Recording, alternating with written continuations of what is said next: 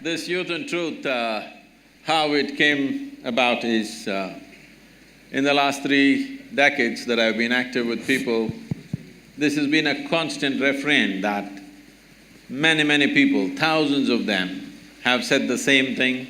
It's a bit… can you move this little away from me, please? They've been asking the same question. They keep telling me, Sadhguru, 25 years ago, where were you? When I was 20, why didn't you come? You come when I'm 60. If you had come when I was 20, I would have changed my life, but now you come too late. So I decided we'll step out and meet all those people who are below 25 years of age, and that's why we're here. Because what we are referring to as life I'm shouting a little bit. What we are referring to as life is essentially a certain combination of time and energy. We can make many things out of it, but essentially this life is a certain amount of time and certain amount of energy. Time is rolling away for all of us at the same time. It's rolling away at the same pace. If you sit, it goes, if you stand, it goes, if you work, it goes, if you just sleep, it goes, awake or asleep. Time is rolling away. It's the energy that we can manage. When you're youthful, or when you're in that segment of life which is referred to as youth, this is the time when your energies are at their peak and they're at their highest. Most youth do not understand this, that this level of energy, the intensity of energy is with you only in this stage of life. It's not going to last for a long time. Most youth will not understand this right now. But you must look at the older people and see they were also youth and it's happened to them and it's going to happen to you. So when your energies are at its peak, if you can bring a little more clarity and balance into your life, this energy could become a phenomenal force both for yourself and for the society and the country and the world that we live in. So it's in this context that this Youth and Truth has been launched. We hope that we will be able to bring some sense of clarity and balance into your life. After this is over, this is going on for about 3 to 4 months. After this is over, we will also offer tools for transformation which will be available for all of you free of cost. It doesn't cost anything. Certain people are sponsoring these things, so it is going to go out on the platforms that we have, the online platforms. Simple things that you can do with your body and your mind so that your body and your mind never works against you. When I say your body and your mind never works against you, people are calling it by many names. People call it stress, anxiety, misery, madness, whatever you want to call it. All these things are essentially this, that your intelligence has somehow turned against you, that's all there is. Yes? If your intelligence turns against you, there is no force in the universe which can save you. So it's very important at this stage in your life, you make your body and your mind in such a way, your intelligence and your energy never works against you. There are enough people in the world to work against you. Leave it to them. You don't have to work against yourself. See, right now the situation is this. Most people don't need any enemies, they're doing fine by themselves. I don't want you to be one of them. Please. I'm in the dock today, so Sadhguru, it's nice to have you here. I hope we have an interesting and insightful discussion with you. And thanks for the audience for coming in such large numbers. So as moderators, we have prepared about 12 questions, of which one is a social media question. A significant portion of these questions are contemporary issues debated across the nation and especially at NALSAR, so we've made sure that we ask them. The breakup would be about 1 hour would be the moderator discussion and 40 minutes of 40 minutes, we'll leave it to the audience to ask questions. One thing to point out here is that when all three of the moderators personally met Sadhguru about half an hour ago, he told us to be completely fearless in the kind of questions we can ask him with absolutely no restriction. So thanks for that, sir, and we'll make sure we do that. Because a question can never be wrong. Only an answer can be wrong. So only I have a problem, you don't have, so. So some of these questions are contextual, so we'll make sure that we explain the context so even the audience understands where this discussion is going, and then we'll proceed with the question. Fine, so I think we'll start with the first question. So Sadhguru, shall we begin? Yes, sir. So I thought a good way to begin the conversation would be to pick up a question on first impressions. How did you foresee I will come in red today? Just a coincidence, I didn't foresee it. So I thought a good way to begin the conversation would be to pick up a question on first impressions. So I mean, both you and I would have heard the popular phrases, little knowledge is dangerous knowledge, and don't judge the book by its cover.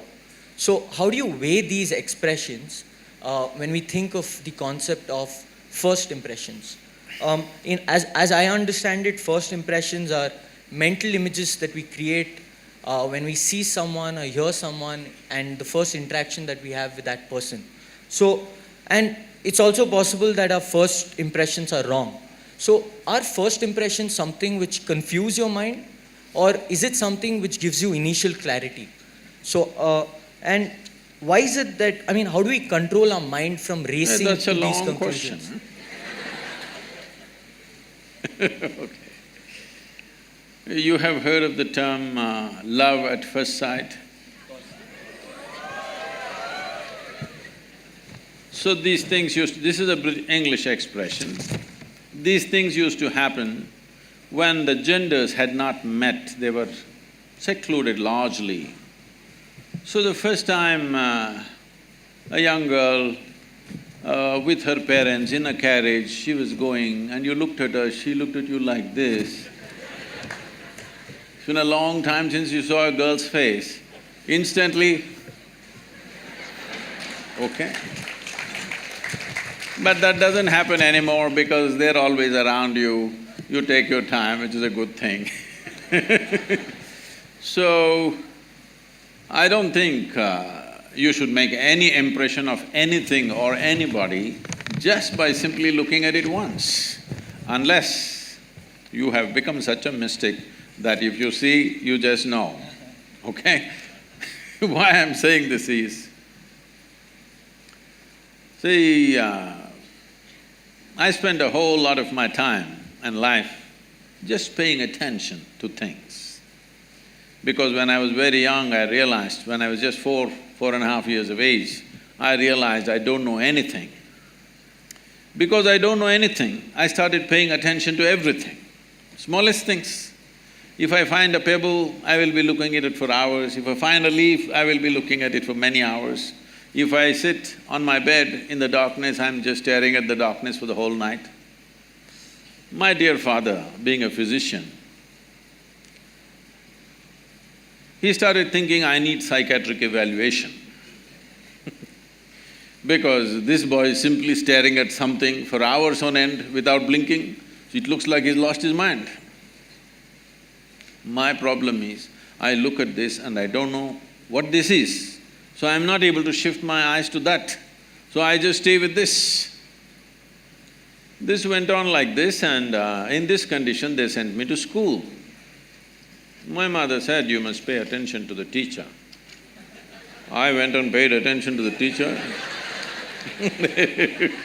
The kind of attention they would have never received in their life.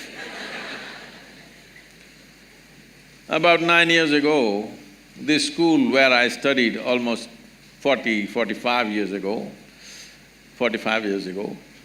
they invited me for their 125th anniversary. The trustees came to invite me. I said, see, why me? Because I was not just a not good student, I was not even a student. I only went to school when it was a must. Most of the time nobody noticed me and I just vanished somewhere. So I said, why me? I'm not a good example for your students.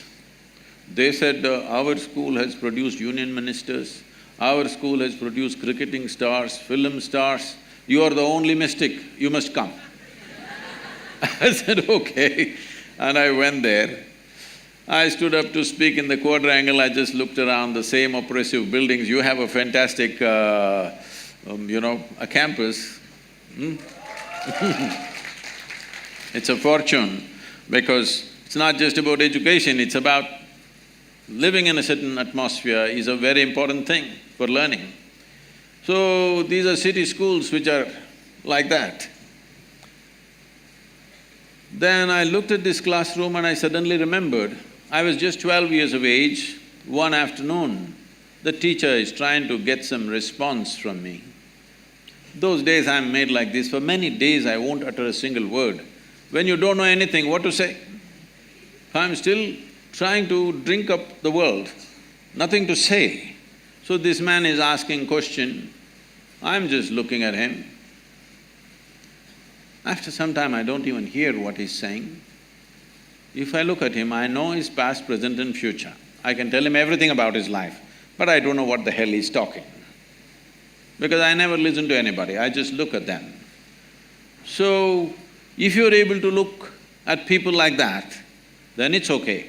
Otherwise, definitely looking at the appearance of a person if you're making judgment, or appearance of a situation if you're making a judgment, especially you're going to be lawyers. By looking at what people are saying, if you make a judgment, they will be telling all kinds of stories to you. So you never make any impression. You need to delve into certain things.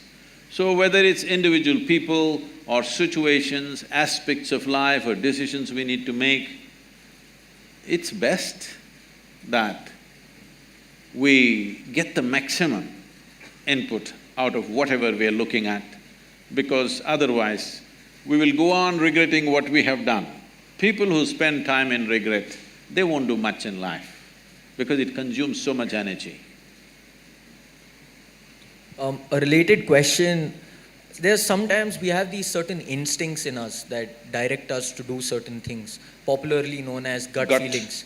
So do you think the youth must act on these gut feelings or should we reject it? What is your take on gut feelings and instincts?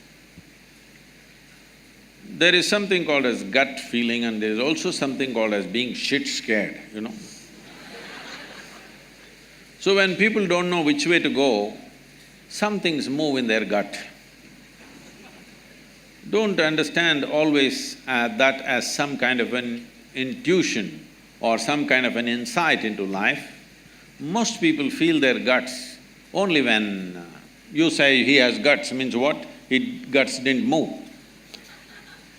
So fear is considered gut feeling by a whole lot of people, don't go by that. But there is a certain… in the yogic culture, today modern science is also recognizing this, in the yogic culture, we identify a certain dimension of intelligence in the stomach. A certain dimension of intelligence means, if we have to… this is what I'm going to say is very simplistic. If you find loopholes, you ask question, otherwise I will pass, okay? If you ask questions, I will cover those loopholes, but because I'm saying it in such a brief manner, there will be loopholes. See, you eat a piece of bread, within a few hours, it gets transformed into a human being, isn't it so? Is it a tremendous amount of intelligence? Hello? If I can take a piece of bread in my hand and make this into a human being, who do you think I am? Hello? Creator himself, isn't it? Must be God. If I can take a piece of bread and make it into a human being, this is it. This you're doing in your stomach. Obviously, there is a certain dimension of intelligence. It is not in the form of thought, but it's a different it's not intellect, but it's an intelligence. Is there a way to access that intelligence? Yes. Even if a drop of that intelligence enters your life, you will do things magically, not miserably. If you do things only with your logic, everything becomes quite miserable because you will have to go through logical steps for everything. you will not know anything just by looking at it. So, it is important to develop that dimension of intelligence, but as I said, whenever there is confusion and fear, people will feel a pit in the stomach. That should not be understood as the gut, intelligence of the gut. So Sadhguru, the next two, three questions revolve around this. Yeah, as a lawyer, you shouldn't warn me, what is the next question? You must shoot. So the broad theme of the next two, three questions revolves around the concept of nationalism, of allegiance to the country. So my question basically concerns your response to Gautam Gambhir's question, wherein Gautam Gambhir was of the opinion that people should be compelled to stand up for the national anthem, and he was surprised as to how this was even a topic of debate. As I understand, you agreed with him, with the only qualifier being that if somebody is disabled, he should not be forced. And I'm not looking at it, please complete the question. I'm not looking at it so simplistic, but… So, Sadhguru, my question is that should we not allow people to find out what their own interpretations of loyalty and allegiance are? I mean, we walk unaffected when women are raped. We walk unaffected when women are raped. We stop Dalits from entering public facilities. There are so many injustices that we do. So we can do one more. No, I mean, just because we go to the cinema and before gangs of Wasipur, we stand up for the national anthem, how does that become the criteria for having allegiance to the nation, of being a patriot to the nation?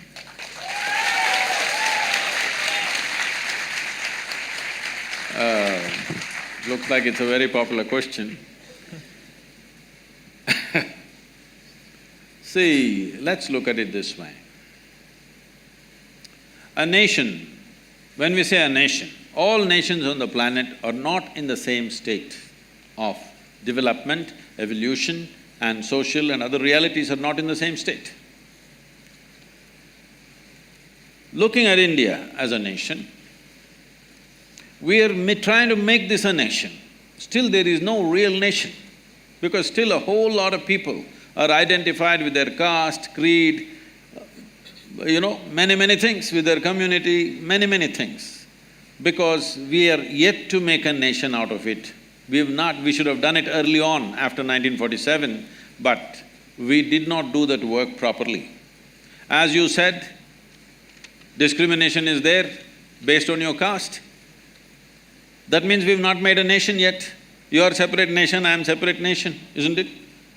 Just because of your birth. So if you want to make this a nation, there are certain tools, certain symbols, certain acts, and anthem is one of them, that we are trying to make a nation out of this.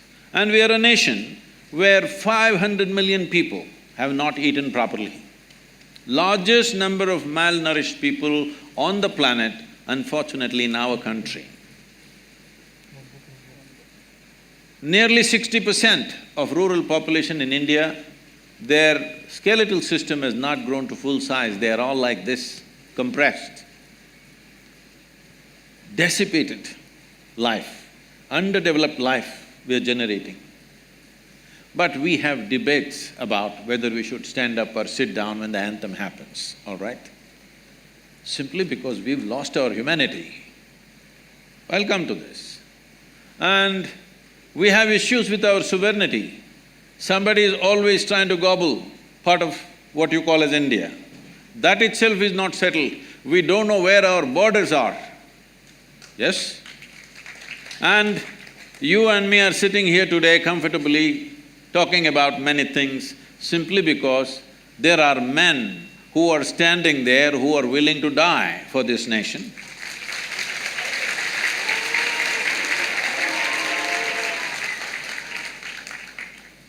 If you don't like it, it's fine. There are men and women who are willing to die for this nation. Every day they're dying. You may be seeing it as statistic, but unfortunately, they have wives, they have children, they have families. A man who stands there willing to stake his life, willing to make his wife into a widow, willing to make his children into orphans, at least please tell him, we don't care a damn for this nation, you also come back, what are you guarding against? Why should a man stand there guarding this nation when we are not willing to stand up for a simple symbol of the nationhood? It is 52 seconds, it's a shame. Now, the kind of arguments people are creating is, what if somebody is handicapped? Arre, don't we have that much sense? If somebody is handicapped, we will not ask him to stand up? What nonsense is this? He can sit like this, showing some expression for the nation. Nation has to evolve. If this nation in the next 25 years comes to a place where all citizens in this country are well-nourished, we can bring down our nationalism and patriotism by 25%. If in another 15, 20 years or 25 years, if everybody is well-employed, well-to-do, nation is bursting with prosperity, then you can bring it down to 50%. Someday if you come to such an egalitarian situation where there is no caste, no creed, no discrimination, gender, caste, creed doesn't matter, we are all just boom. If you come to that stage, we can talk about dissolving the nation and making nation into a global possibility. But without understanding the realities, when your sovereignty is not fixed, when you don't know where the hell your border is of this nation and half the people have not eaten properly, you are talking about in one hand popcorn, one hand Coca-Cola and you can't stand up. No, this is not okay. This is not okay. This is not a question of nationalism, this is a question of your humanity. So…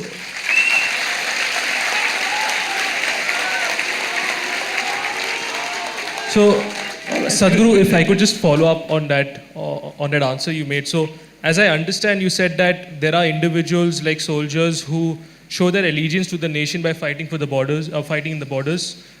We are not loyal because we don't stand up for… Nobody talked about loyalty, please. No, we need to understand this. Nation is not a God-given entity. It is an agreement among us what a nation is. Yes? Nation is not some God-given thing, it's we who made the nation. There is an agreement what we will respect, what we will not respect, what we value and what we do not value in this country. So this is an agreement that we have made. So this is not a question of your loyalty, maybe you're doing some great work, but you don't want to stand up. But I'm telling you, this is not about you who is well-to-do. This is about those people who are still not fed properly. This is about those people who are dying on the borders. This is about those people who are being rubbed down to the ground on a daily basis. So, Sadhguru, I completely understand. How will sitting help? Please tell me first. No, how does sitting help? If one person stands up and speaks, it'll be nice. If you can stand up for this at least. So could I complete the logical flow on the question I ask him and then we'll put it to somebody there? Is that fine? Or like, do you want to ask right now itself? Please take the microphone and speak, it's fine. Fine, so I mean, the reasoning which I understood is that there are individuals who are sacrificing for the nation. No, there is a condition. There are individuals who subscribe to the idea of a nation and the implication is that individuals who do not stand up for the national anthem do not subscribe to the idea of the not nation. true. I am not saying that. This is a very simplistic logic. I am not saying that. I am saying nation is at a certain status of evolution. Do you understand? In this nation, we need an emotion to move this nation to a better status. For this emotion, everybody needs to participate. It's like saying, tomorrow you want to build a family. You go and tell your wife, see, I'm very agnostic, I will give you what you want, but I will not invest my emotion into this family. You think you will have a family? You think you will have one? So, standing up for the national anthem and a few other symbols of that is just that you are creating an emotion, because nation is only in the minds and hearts of people. It doesn't exist anywhere else. There is no nation in the world. Nation exists only in our minds and our hearts. If it doesn't exist in your heart, how will it exist? It'll cease to exist. So the last time the last time in history we had forced acts of symbolism that resulted in Nazi Germany. I got you. All right, that whole thing. All right. See, this is why This is why the problem is you have read European history, you have no idea of Indian history. Let's come to this. Nazi Germany was organized against somebody within that country. Right now, you standing up for the national anthem is not organized against anybody. It is not organized against anybody. This must be understood. First of all, let us be very clear. Without investing our thought and emotion, there is no nation. Right now in this country, a whole lot of people, if you go into rural India, a whole lot of people don't know what is India. They know only their caste, they know only their community, their full allegiance is right there. You have to build this nation in people's minds and hearts. You don't build a nation just around. If you build a road and a bridge and something, nation will not happen. You have to build a nation in people's minds and hearts. This is a simple thing. Why should I stand up in a cinema theatre? That's a question. No, not necessary in the cinema theatre, but how many of you by yourself will go and attend a Republic Day parade or go for flag hoisting on an Independence Day and stand up and sing the national anthem? You don't. So because the only damn place that you go to is a cinema theatre, we are asking you to do it there.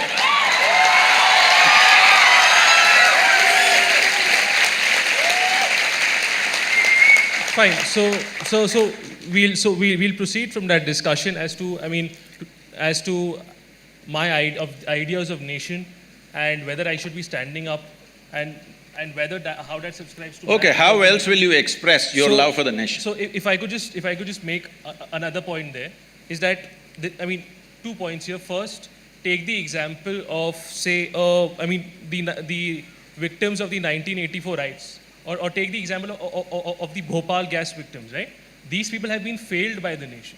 These people have been discriminated upon.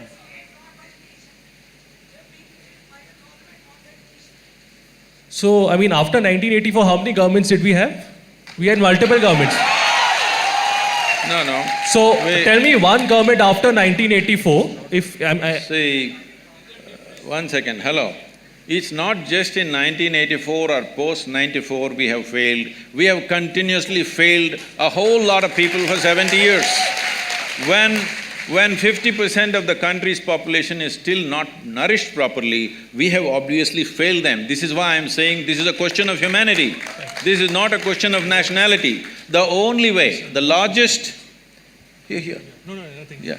The largest number of people, the maximum number of humanity that you can address right now in the current reality of the world is called a nation. If you want to address people in smaller communities, you must break it into smaller groups. Or when the populations or the nations become mature enough, like it's happened in Europe, they've made an union. The same people fought each other in the World War II, but within 60 years' time, they have formed an union. There is a certain maturity there. So here, they don't have to promote too much nationalism because there is a maturity of accepting everybody and opening up the borders and living as one larger union. So if such a thing happens to us, that someday we become an Asian Union, which we should aim towards on someday, then you can lower your nationalism. Right now you don't have a thing, you have not eaten properly, you're talking about other kinds of ideas and comparing yourself with Nazi Germany, which was in a completely different state. I'm saying you have ideals without reality check about your understanding of where we are, where this country is right now. Fine. Okay, so then, sir, I think this is something, I completely get your points, but I think this is something we'll disagree on, and I think if somebody has an issue, we'll… No, you should not disagree, you should ask more questions. Fine, so I thought we had limited time. See, but it is like this. Yeah. It is like this. Right now you are in that state of mind that I am fixed on this, unless you say what I want, I will not agree with you. This is not a debate. You asked a question, I have said what I have said. You ask more questions? So, my primary concern was that there was limited time, but if you're okay… No, don't worry about that. I'm willing to spend the day with you. Because you've raised an issue You raised an issue where certain people, just for the sake of popularism, they're talking some nonsense without keeping the nation's interest in their thinking. Now, it's okay, don't shout. If you want to say something, take the microphone and speak. Anonymously, anybody can say anything. If you want to say something, stand up and speak, it's perfectly fine with me. All right? Just doing boo-boo, woo-woo is not going to help. Because this is a nation, as I said, I'm reminding you, you don't seem to have the pain in your heart, because I have traveled through villages and rural landscape of this nation so much. I have seen people in such horrible conditions continuously, even today. Just here, in this state, just travel around, see, it's one of the well-to-do states in the country. Go to the remote parts of this state and see how people are. Most of them have not eaten properly in their entire life, okay? When this is the condition, we have debating about nuances, 52 seconds, if I stand, my legs will melt down. No, I'm saying this, can you create a nation without investing your emotion into the nation-making? Can you? So, could investing emotion also be by expressing healthy skepticism? Is healthy skepticism also not a factor that is taken into account while building the nation? You can stand up and be a skeptic. Be a stand-up skeptic. Why are you sit-down skeptics? Even comedians are standing up these days. But it's how I express myself to be Okay, how will you express, sir? I mean… See, how will you okay, do one thing, let us not sing the national anthem, let's not stand for it. Find some way where all Indians can express 1 way, 1 minute of respect for this nation. Please find some way and tell me. So, sir, I completely agree with you, and that's where I come from. Like, I could be contributing to the nation not in terms of 1 minute, but in terms of ours. I could be protecting tribal rights. I could be going to courts and fighting for Dalits. I could be doing investigative journalism. Yes, sir. So, No, you did not listen to me. Please listen to me. What I am saying is, find one simple process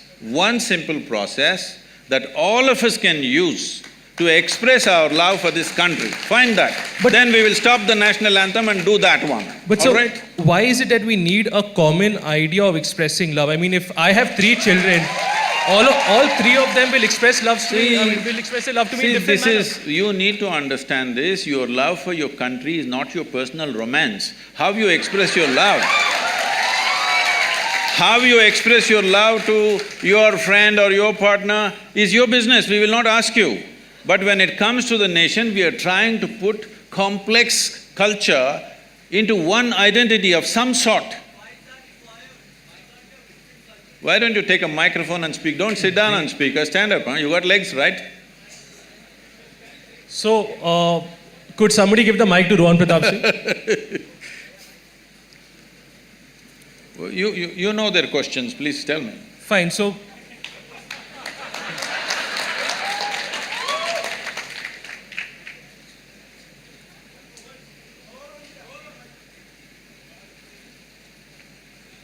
So, before the mic comes to him, because I think it will take some time. No, I would like you to stand up. Yeah. So our question was simple. If we are Can I sing the national anthem now that you are standing? Sorry? Can I sing the national anthem that you are standing right now? I think I can express my nationalism the way I choose to express it, because we are a country which is extremely diverse. I do not question that. Yeah. I am not even questioning that. But I am saying, this is a country of 1.3 billion people. Each one of us, our own language, our own culture, our own castes and creeds and eating, dressing, everything is different. When it's like this, we need some common point which we all plug into and say, this is our thing. So this is the flag. I know flag is just a bloody cloth, we know that. But it's we, by investing our emotion, who make it sacred, isn't it? So to add on to Rohan's question, I mean, if the requirement… Sorry. The question is, do we not have faith in… If you can hold the microphone. Yeah, sure.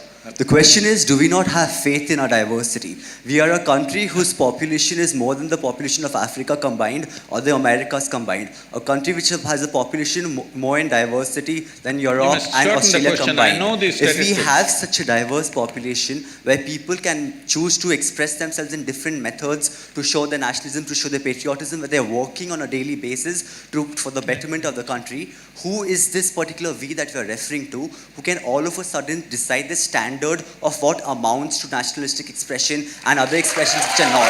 That's the entire question. I know this is a certain kind of motivation which is there, it's fine. But this suddenly is a completely wrong word.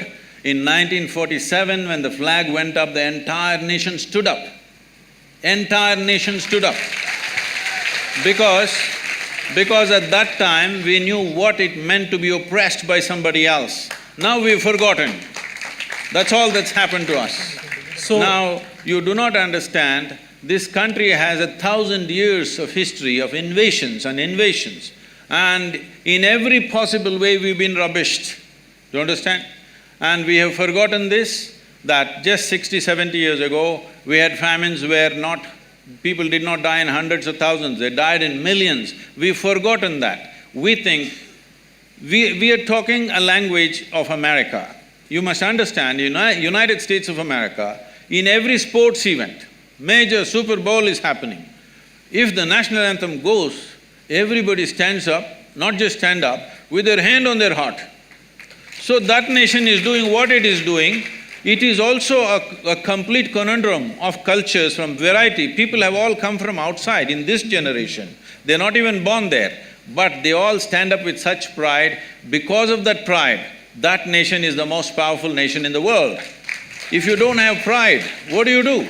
So I apologize to the people in the audience. We will have 40 minutes. I'm sorry, Javi, we'll have 40 minutes in the audience discussion because, the co-moderators also have important questions to ask. I can't take up their time.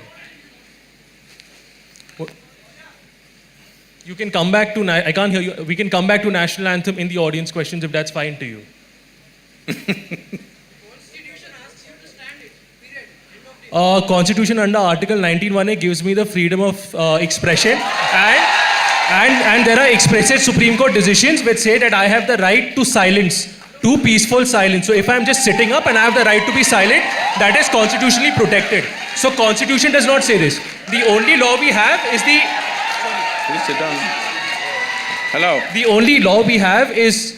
there's a separate law for that. Whoever, please, whatever kind of question you want to ask, take the microphone and ask the question. Don't just stand up and do whatever, okay, please? So, sir, if it's fine to you and if it's fine to everybody, can we please do it as a moderated discussion? Yes. If you're fine with that, because we have a lot of important questions, nuanced questions to ask. Yes. So, I'm sorry, I'll take the autocratic decision to move on, and if you guys can, please ask that in the audience questions. There's 40 minutes reserved for that. That's a very good thing. That's a very good thing. They're listening to your autocratic decision. They're not saying we'll express in our own way.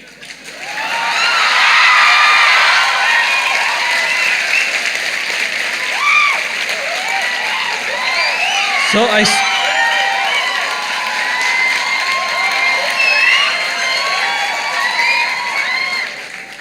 Sir, because we already have two opinions being discussed, two of yours and mine. All I'm saying is, if everybody does things in their own way, there's going to be chaos. That's all it is.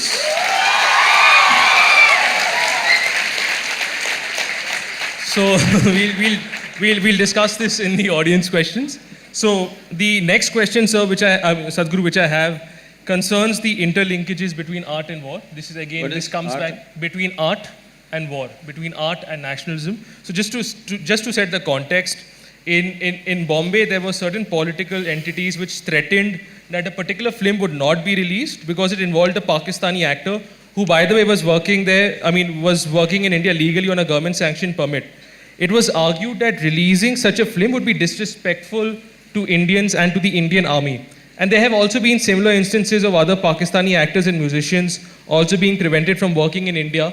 Now, my question to you, Sadhguru, is that what's your stand on this? Do you see this as extra-constitutional bullying or extra-constitutional censorship because there is no law which says I cannot hire a Pakistani actor? Or do you see this as a justified patriotic concern?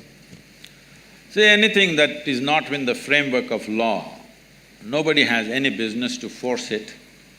The law enforcement should be able to handle it, but unfortunately that's not the reality in the country right now.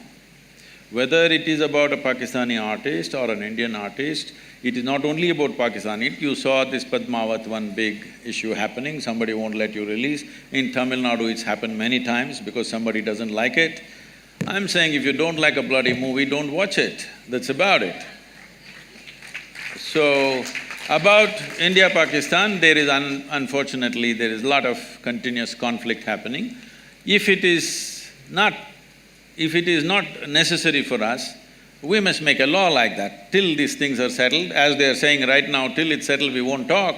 Similarly, till it's settled, we won't act, we won't sing, we won't do. But outside the framework of law, nobody has any business to enforce anything. Unfortunately, the way to become a leader in this country has been till now, you don't have to create anything, you don't have to build anything. You gather 100 people and block the highway for 3 days, make everybody's life miserable, you may get elected. So those of you who are shouting, you must understand this is not the way, because this is the person that he's talking about right now. People who will break the framework and do their own thing, just to have their way because they believe something. You can believe whatever you want. You can believe whatever you want. I can believe whatever I want. But we have come to an agreement that we will work within the framework of the Constitution, and that is our book right now. Other books that you read, a religious kind, nationalistic kind, whatever other kind you read, it's your personal choice, you can read whatever you want. But the nation will run by this book. If you find a flaw in this book, we have the freedom to amend the book. That's how we must go. First and foremost thing about building a prosperous nation is, we must be a law-abiding nation. If that doesn't happen, never well-being will happen to the people. Those who have the muscle will rule the nation. So, as I understood from your answer that in case there does not exist… Why do you interpret my answer? I think they understand. No, so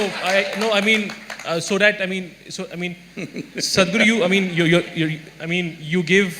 you look into all aspects of the answer and you give a complete answer. Sometimes maybe it's difficult for us to understand maybe what exactly you're saying. So sometimes as a moderator, it's my duty to clarify that. Okay, sir.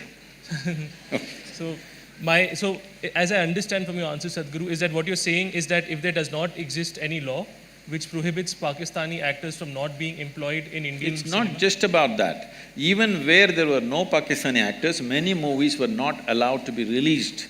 There was violence on the streets. If we don't learn to put this down at the very first step, that somebody thinks they have a right to burn the buses.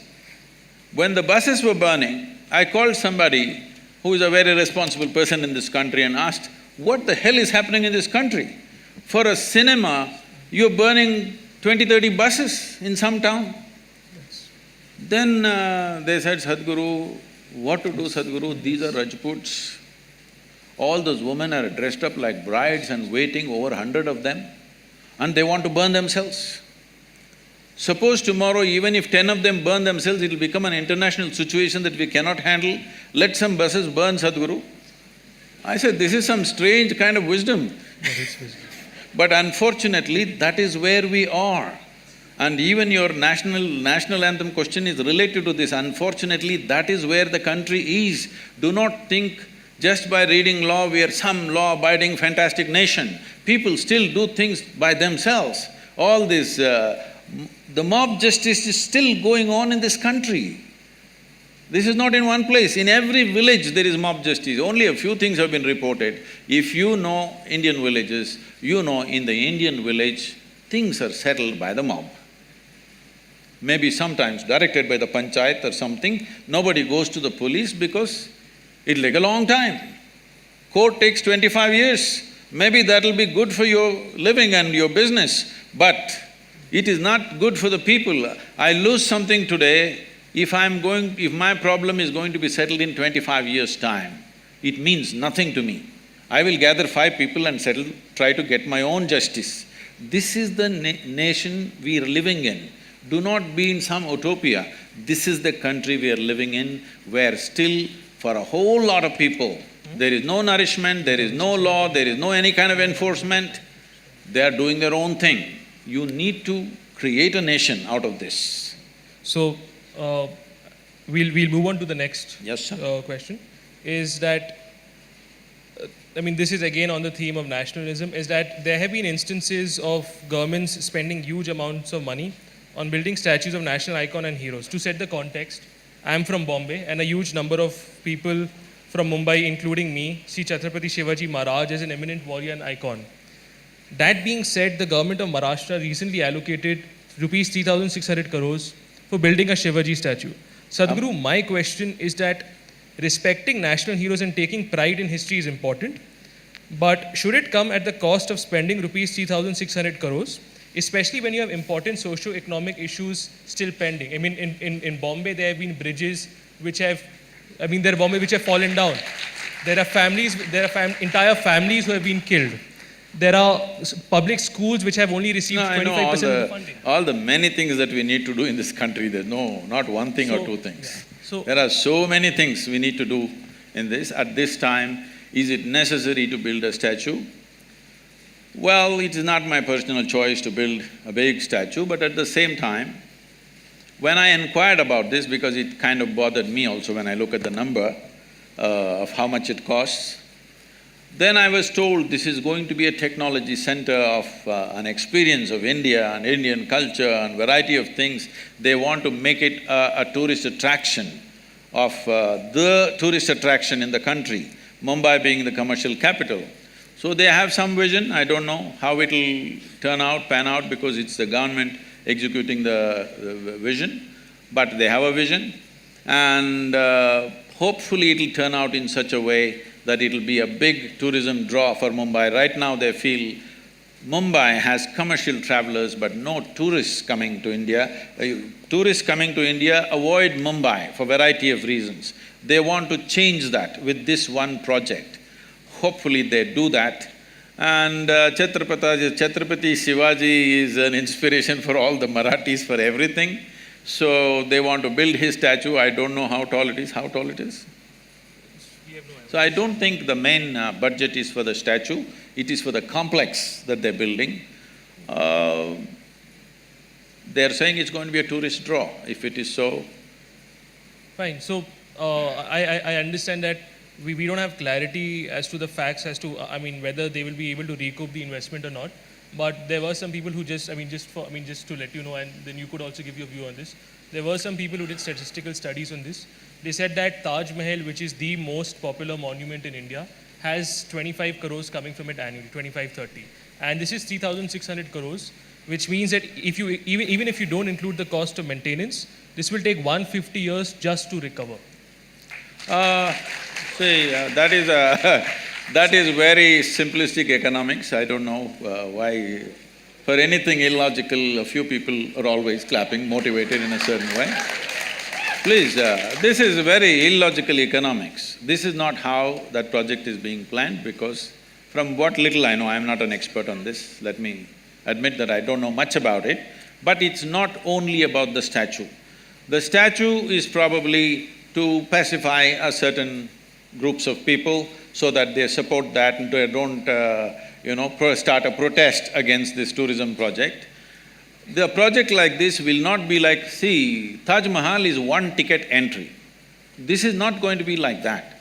This is going to be many things about Indian culture, and this is not going to raise… it is not like 25 rupee ticket, you pay and you enter and go. And anyway, these kind of projects, it is going to be economically viable because we've been working on the river projects with Maharashtra's finance minister. They're very, astute about money. So I'm sure they'll work out an economic module, I have no doubt about that. But beyond that, a tourism project, something that you're trying to draw people into the town, means they will stay in the hotels, they will eat, they will do many things, they'll spend money in the town. So there is… economics is in many places. So out of… just to see Taj Mahal, people to come to India, do you think just with a 50 rupee ticket they enter? For foreigners, I think it's 100 rupees or something. They enter and they go away? No, they will eat, they'll stay in a hotel, they'll buy things, Indian arts, crafts, everything sells. So it is very simplistic to look at this this is gathering 25 crores, this will take 150 years. No, that's not the way to look at it. Fine. So we'll move on to the next question, but I'm sorry, I'm indulging myself here. Even if it is not 3,600 crores, even if you are going to recover it in the future, when you have children who are, when you have children who are dying of malnutrition, when you have schools which have only 25% public funding, wherein the rest of the 75% hasn't come, when you have this amount which is 7 times the amount which Maharashtra allocates I'll for tell building you, rural roads, this is it necessary? 3,600 crores is less than 3 months of alcohol consumption in Mumbai city. Why don't we abstain for 3 months and build the damn thing, huh? Whatever it is.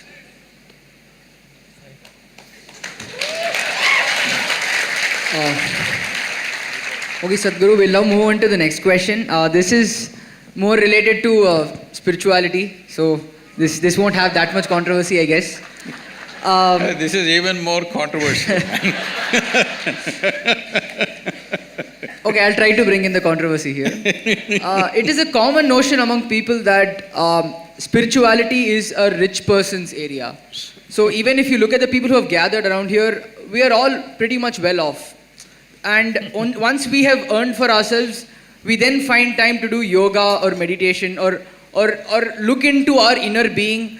But as we were discussed all throughout the whole discussion till now, there are, yes, you yourself have said that 500 million people are still malnourished, and there are so many people in this country who are daily wage workers who at that point of time, spirituality and learning of their inner being would not be the most important thing for them. Their most important thing would be feeding themselves and their children for the next meal. Really, you think so?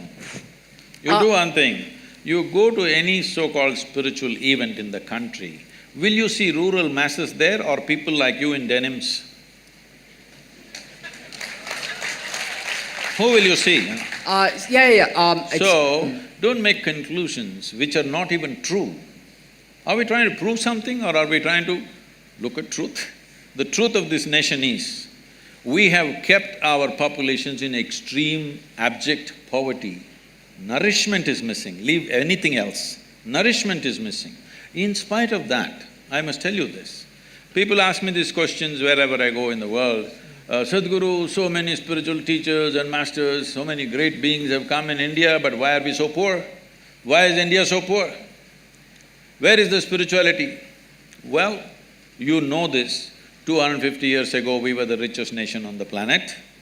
Everybody wanted to come to India. Why do you think of Vasco da Gama or that Columbus who made that mistake?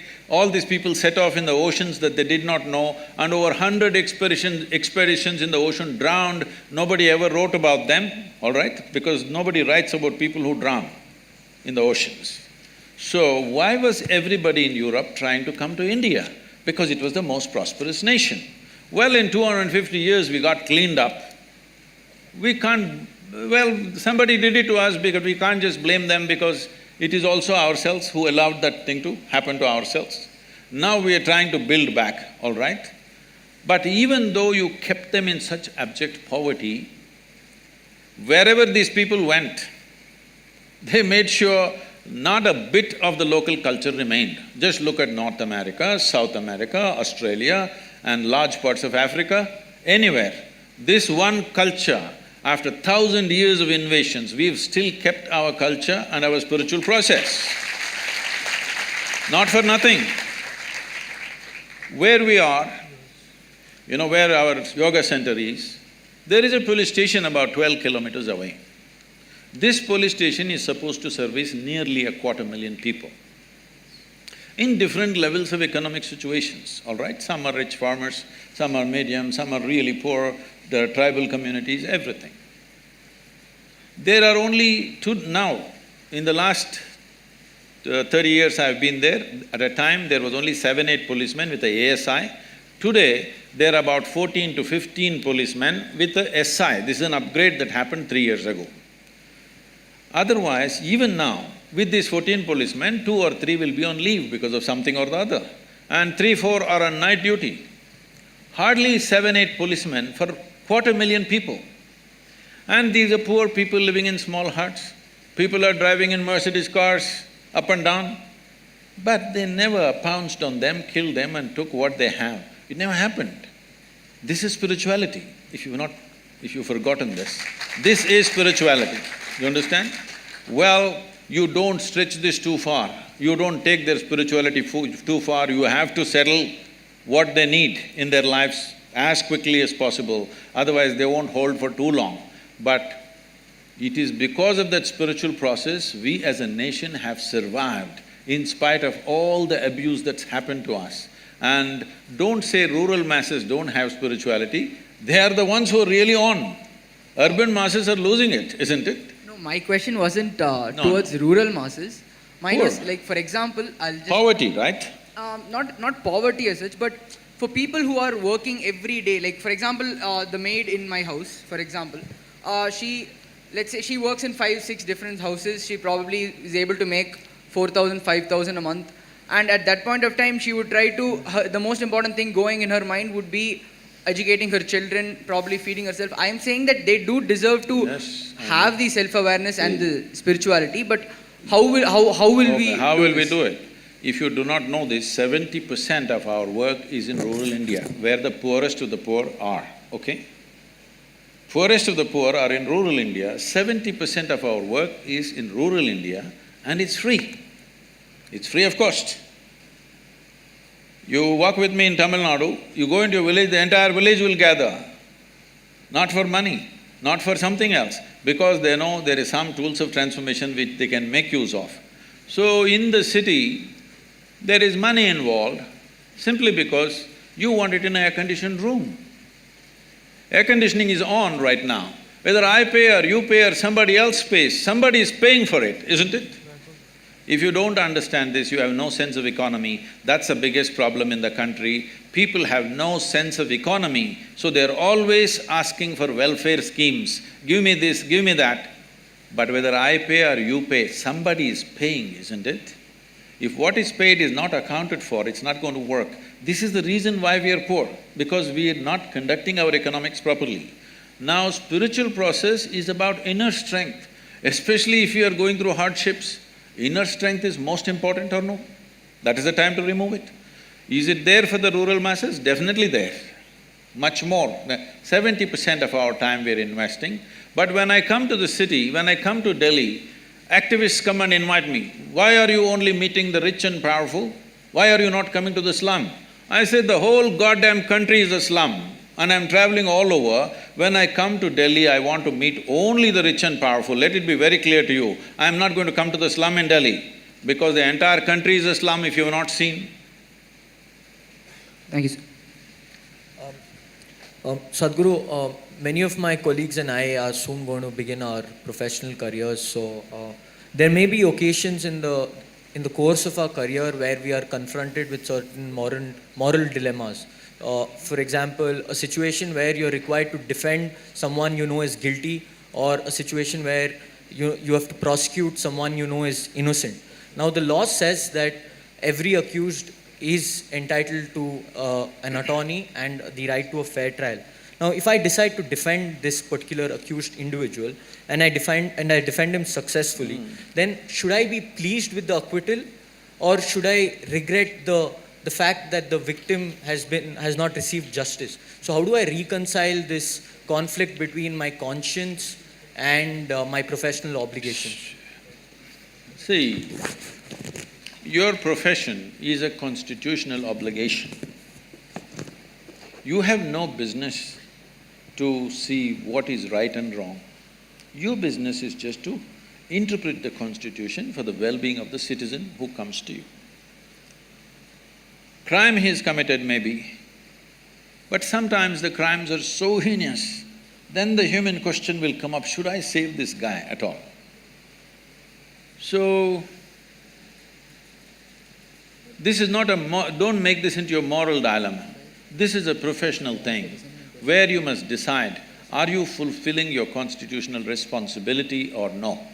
This is not for you to take a moral stand, okay, this guy has done something that I don't like, so let him hang. This is not for you to decide. Your business is just to interpret the law so that everybody gets a fair this thing. This once happened, can I tell you a joke? You're a very serious lawyer, you are. This happened. Shankaran Pillai was accused of murder. accused of murder. So he went on pleading not guilty, not guilty, not guilty.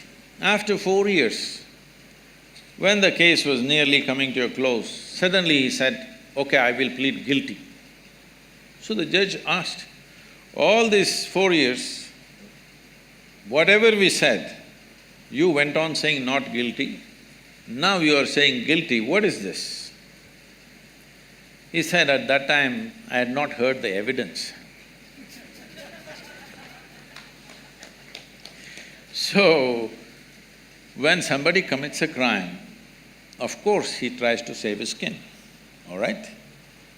And when somebody commits a crime, it's not for everybody to take a call. Right now it's happening on the social media and even in the television channels. Okay, hang him, castrate him, do this, do that.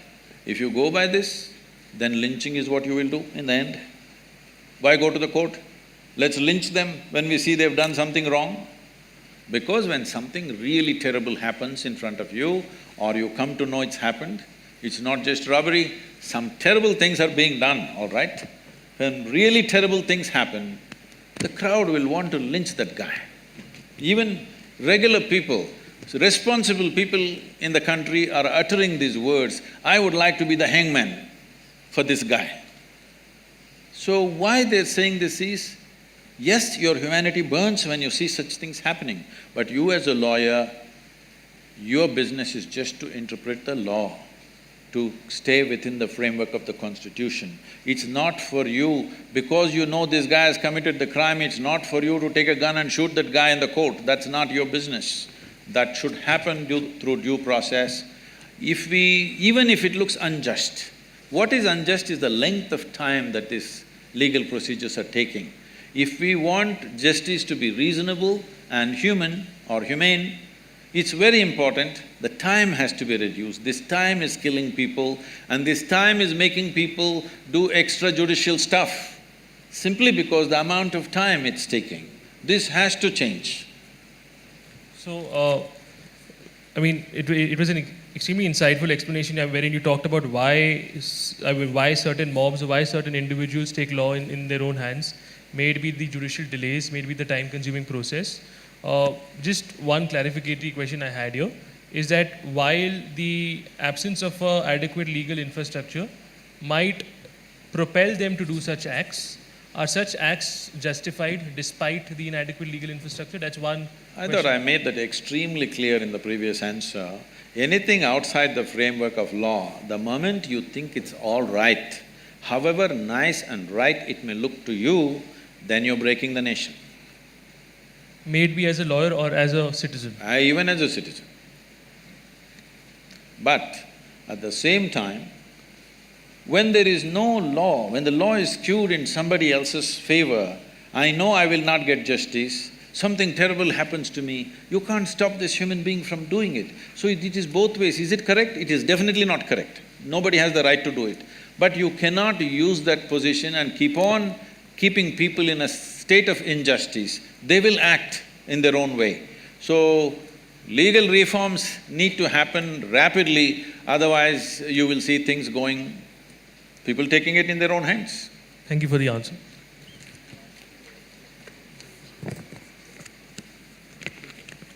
So, sir, you had quoted earlier that in one of your previous videos that the curse of a Shudra has no power. The curse of a Vaishya… What? Yes, sir. No. It was in a video. I've seen, No. sir. The curse of… You must have heard somebody else, not me. No, sir. I did… Okay, fine. Let's move on to the next question, sir. Okay, no, complete the question. No, I'll because answer this. I saw the video yesterday, Okay. sir. So, no, it's a question on the curse of a Shudra or the yogin power of a Shudra has… will not amount to anything. That of a Vaishya, you may lose a meal. If that of a Kshatriya, you may lose a limb, and that of a Brahmana, you may lose everything. And my question here is, and you had also stated that this Varna system was not based on birth, but was based on the occupation that person had and the qualification of the occupation. So my question here is, since the karma of of a Vaishya or a Shudra is defined to them and they are doing their duties, how is the power of one more than that of the No, other? I think this is completely misunderstood. Let me put this in the right perspective. Right now, you're going on the street. We said it is an occupation, it's not by birth. It's not… we are not talking about a caste system. By occupation, those who did menial jobs were considered one. It is over a period of time it became by birth, okay? This is a class system which became a caste system over a period of time, thousands of years. And then it became discriminatory, unfortunately. Anyway, right now, suppose a man who is sweeping the street got angry with you. At the most, he will take some filth and throw it at you. Yes? But a big businessman in the town got angry with you. He will do something else to you. Kshatriya means today, a police officer or a political leader got angry with you. Much bigger damage will happen to your life, isn't it? Now, there were people who had attained to certain inner capabilities. If they got angry with you, really damage would happen to your life. This is what is being spoken. Please do not misinterpret as caste system and Shudra has… No, you started off with Shudra has less cursing power. That is so even today, isn't it? Those who are doing menial jobs, do they have the same capacity to damage your life as a person who is in power? That's all that's being spoken there. Thank you for the answer, Sadhguru. The next question is something which all students deal with is, how does one figure out their passion? And should one necessarily follow their passion even if it means sacrificing comfort, lifestyle or geographical proximity to family? And should passion always override such considerations which might also be important in their own right? See, let us understand what is passion.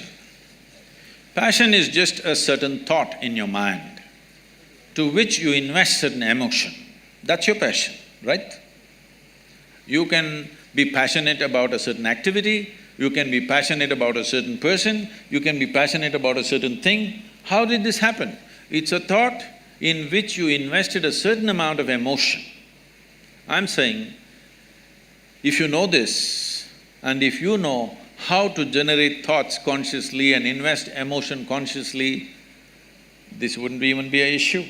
Right now, passions are happening compulsively. What happens compulsively will lead you wherever it leads you. Sometimes it takes you to a good place, sometimes it takes you to a bad place. But if it means so much to you, it means so much to you means it is just that you have invested so much emotion in it. That's all it is. Because you've invested so much emotion in it, you may not be able to look at it logically once again. You have lost your fundamental discretion simply because you've invested so much emotion in it. I don't think that's a way to build one's life. One must build their life consciously. But most people don't understand what is building life consciously, they only do things by chance. This is why those who are successful are stressed, those who have failed are frustrated, both are suffering. What else should happen in their life? That's what they need to look at. What needs to happen in their life is, they must learn to conduct their physical body, their psychological process, their emotional process and the fundamental energy process in the body consciously. If this happens consciously, this will happen the way you want. If this happens the way you want, you living joyfully or blissfully is a natural thing. In the world, what you do is not according to your passion. In the world, what you do is what is most needed today. That's what you must do. This is my passion, the world doesn't need it, but you keep on doing it, what is the point? So, just a follow-up on that question about the world, certain things being need to done to improve certain issues or to remedy certain problems. Now, from my limited understanding, or at least what we learned in textbooks, is Buddhism talks about how we should not be attached to something, or how in certain cases we should be detached. It talks about how suffering, one of the reasons behind suffering is attachment. Now, my question to you, Sadhguru, on this is that how can I attempt to remedy injustice if I'm not sentimentally affected or attached to a particular cause? how can I help a particular friend or empathize with him if I'm not attached with him? So this obsessiveness or attachment, is it necessarily bad? See, this attachment-detachment business is a misunderstanding that's come out of the Gita in this country. People misunderstood Krishna like nothing, in the sense, people think Krishna is talking about detachment. Please look at his life. His life is involvement, isn't it? If you look at the scape of whatever we know about his life, whatever little we know about his life spells involvement, involvement, involvement with everything around him. So this person unfortunately is being accused of detachment. See, if there is no involvement, there is no life. You can only know life with involvement. Even if the meal that you eat today, if you're not involved, you will not know what it is. Without involvement, you cannot even taste life. Not possible. People are talking about detachment because of fear of suffering.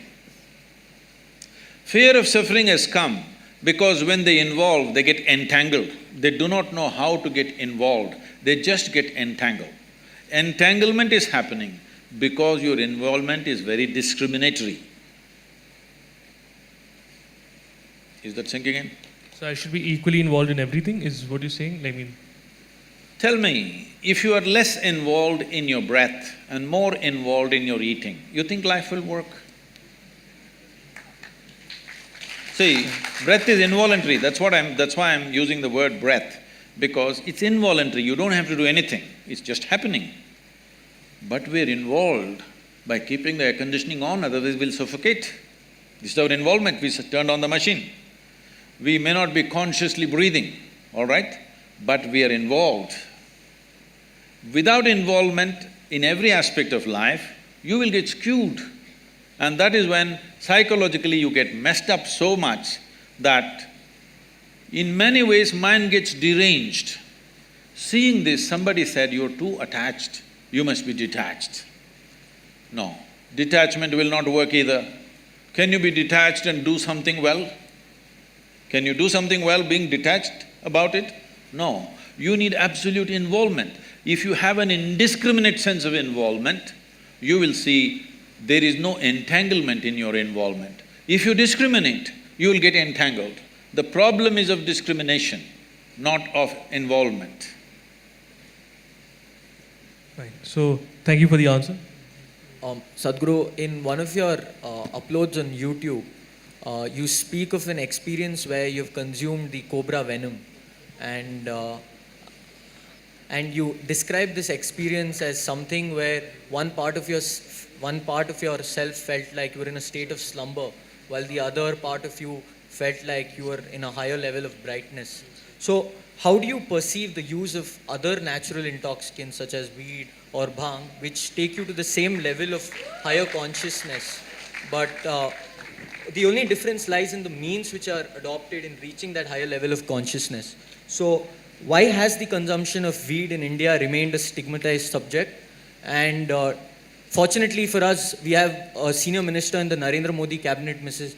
Maneka Gandhi, who's come out in support of legalization of marijuana. So could you also tell us what your take is on whether or not marijuana should be decriminalized, given that there is enough evidence to suggest that there is medical benefits associated with the consumption of marijuana? Medical benefits are for those who are sick, isn't it?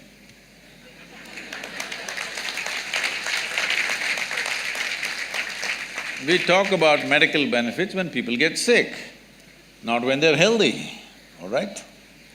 So, I'm glad you've been doing some research about finding that cobra venom thing. We are not consuming cobra venom on a daily basis, we are consuming mercury on a daily basis sometimes. But that is not for intoxication, nor do we need cobra venom for intoxication. Just look at my eyes and see, they're always stoned. Really, don't put your head down, just look at me and see. I'm always stoned. I never touched a substance. But is it true that this human mechanism is the most sophisticated chemical factory on the planet? Hello? So if you know how to manage this well, you can produce what you want in this. Anyway, there was an Israeli scientist, you might have heard about him because you've done so much research on this aspect. He was doing research on cannabis and its impact on the neurological system. So he started this research in the United States. Every year he was getting some 15 kilograms of cannabis. For almost 12–13 years he got this, and he produced no results. And in 1980s, when US drug agencies, the agencies which were working against the drug smuggling and stuff, they decided to not hit the suppliers but hit the market. So the street was burning with police action. At that time, the police and the agencies said, "This guy is getting 13 kilograms per year. We have not seen any paper from him, it must stop." So they stopped. Then he moved to Israel and he showed what he has done, and they supplied marijuana for him as much as he wants. In about 4.5 years, he came up with this. He said, there are millions of cannabis receptors in our brain. But why? So he threw this information to all kinds of scientific disciplines to find out why in human brain there are millions of cannabis receptors. Well, naturally the anthropologist said maybe at some time the whole humanity was smoking but that's not possible because many parts of the world it doesn't exist. But even there, they have. After many things, many funny things happened around the world in this context, then the neurologists came up with this and said, the brain is expecting that you will produce cannabis within the system. It's not expecting you to smoke. It's expecting you produce that so that it becomes a mood equalizer for you all the time. But most human beings have become inefficient chemical factories, or they're just lousy CEOs managing a great factory. So they start smoking from outside It's not a moral issue. It's not a moral issue for me. But the thing is, there is substantial studies which are being put down by those few activists who want to promote it. There is substantial studies to show that your decision-making, your certain dimensions of your brain, particularly about decision-making, are sufficiently suppressed. If you smoke marijuana for 30 days, this will last for 4 to 5 years. Your decision-making is clearly affected. With that kind of mind, with that kind of a brain, if you enter the court and I'm putting my life in your hands, I don't want a cannabis-smoking lawyer for me. I don't want a cannabis-smoking surgeon to work upon me. If he's just smoking on the street corner, not doing anything to anybody, it's his problem. But definitely I don't want my surgeon to be on marijuana and do surgery on me. Yes or no? Do you want? Nor do I want other drivers, because I drive at a certain speed, I don't want other drivers who are smoked out driving with me. I don't want. Nor do I want my driver ever, if at all if I sit in the back seat, to have smoked and then driving. If you want that, you choose, but we don't want that. Most people don't want that because they know what it'll lead to. So what we are looking at recreation, we have made it this way. What this means is essentially, today, 70% of the American population is on prescription medication, rest of the world is trying to catch up. Yes, rest of the world is trying to catch up. People are starting medicines very early on their life. The remaining 30%, of course, are going on things that you're talking about. Why just stop with cannabis? Why don't we do some cocaine? Because it really fires us up, you know? It's okay, man It's all right with me. I told you it's not a moral issue for me. It's a question of whether it'll enhance your life or suppress your life.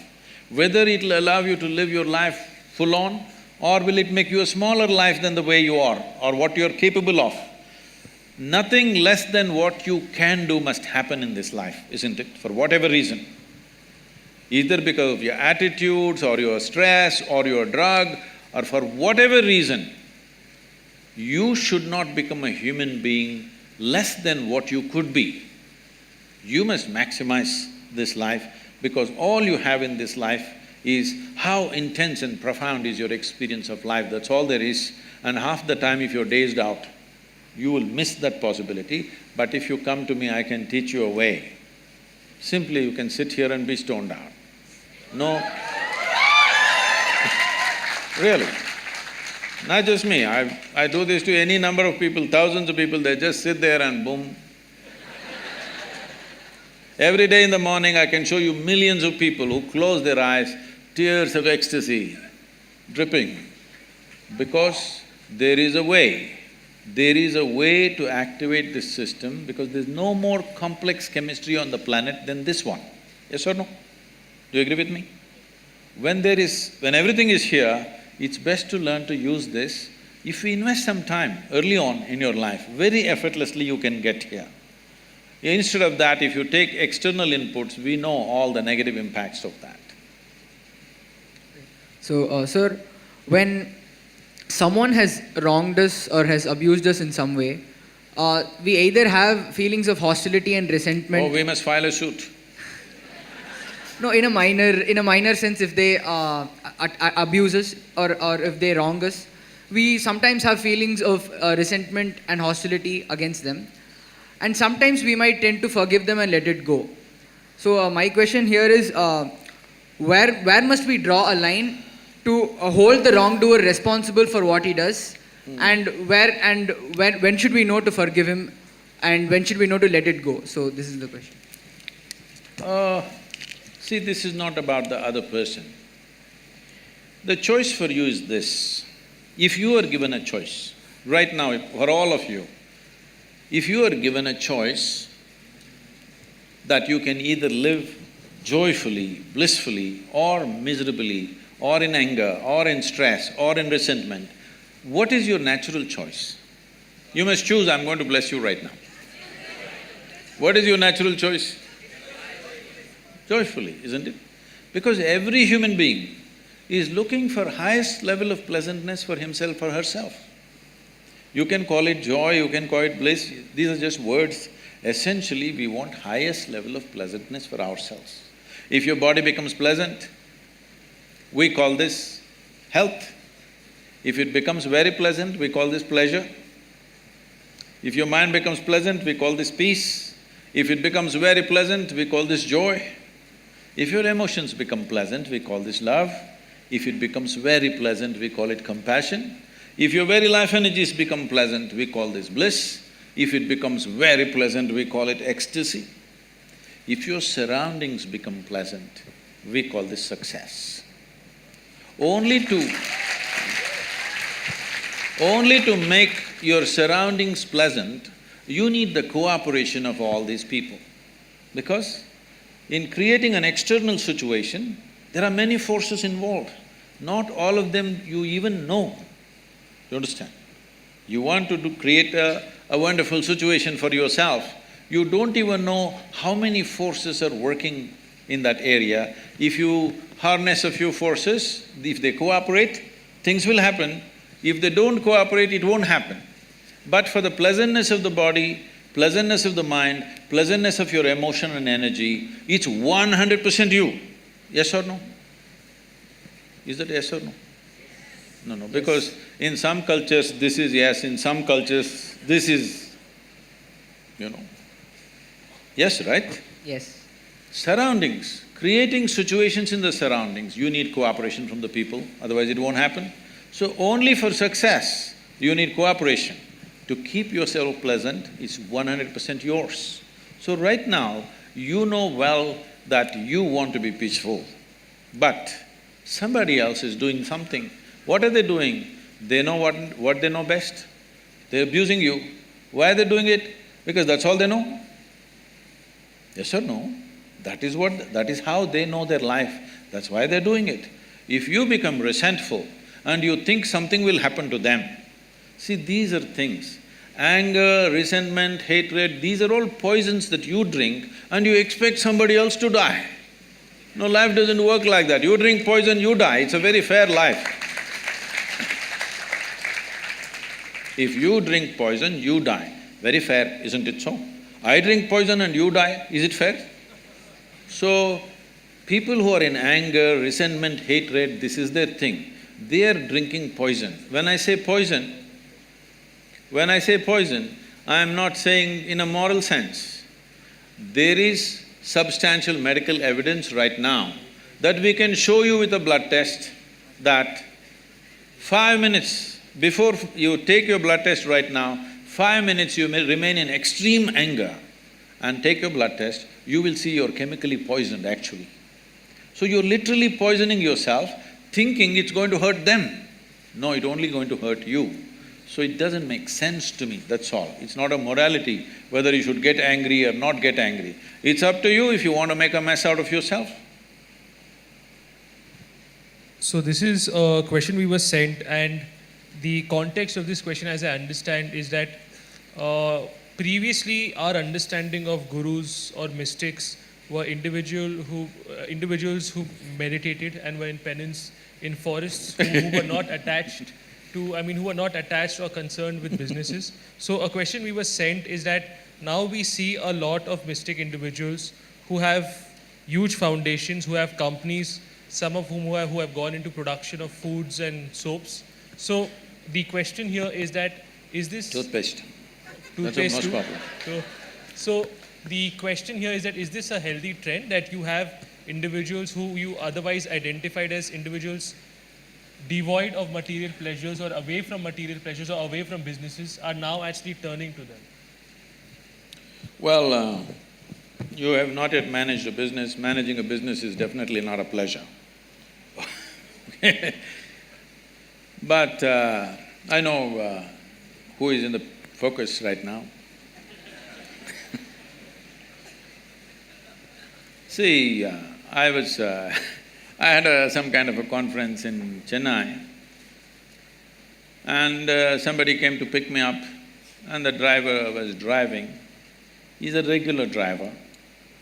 He goes behind what is in front of him, and it's getting late. I have a reputation to keep that in these 37 years I have not been late to a single event in my life. Though in one day I may have 3, 4, 5 events, still I have not been late to one. So I want to get there, this guy is going at his own pace in the traffic. So I said, you get out. And I took the wheel and I did some forced driving. That was in Tamil Nadu, the Andhra Pradesh police cannot do anything about it. So I did some forced driving and just made it in time. The security gate at the hotel, these days they're stopping you, opening your bonnet, checking your engine and your boot. But nobody knows what they're looking for. After that Mumbai event, unfortunately, everybody has to go through this. So the car in front of me went and the gate opened, I just went through and they were screaming. I came into the portico, stopped, left the car there and ran into the conference. There was some journalist standing there. After I finished the thing and I came back, they said, in ancient times, yogis used to walk. You drive your own car, what kind of a yogi are you? Then I said, you idiot, in ancient times everybody was walking, not just the yogis. So mystics keep with the times. Huh? So mystics keep with the times. Oh, they were always contemporary. The problem is most people's idea of a mystic is the Sivakasi calendar, where one man is sitting under the tree with a constipated look on his face. That is a calendar art, that is not a mysticism, all right? The mystics of the day, well, look at anybody. If you call Krishna a mystic, he was working with the kings all the time because he wanted to transform the political system. If you see Gautam Buddha, always working with the kings because he wants to transform the political system. Without transforming the political system, people will not benefit.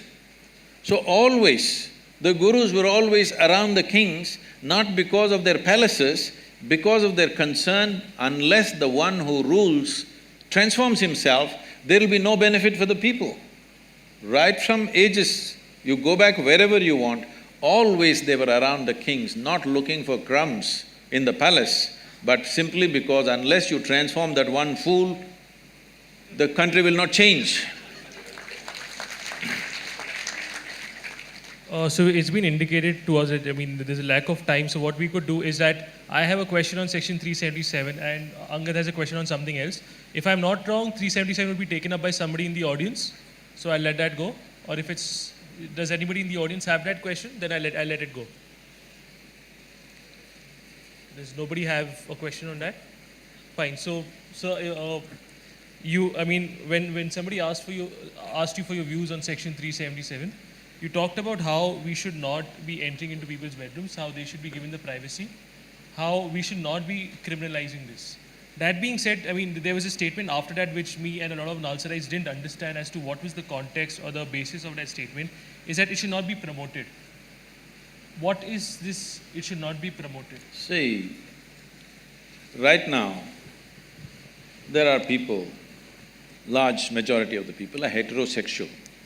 You don't have to promote it. Anyway, they will do what they have to do.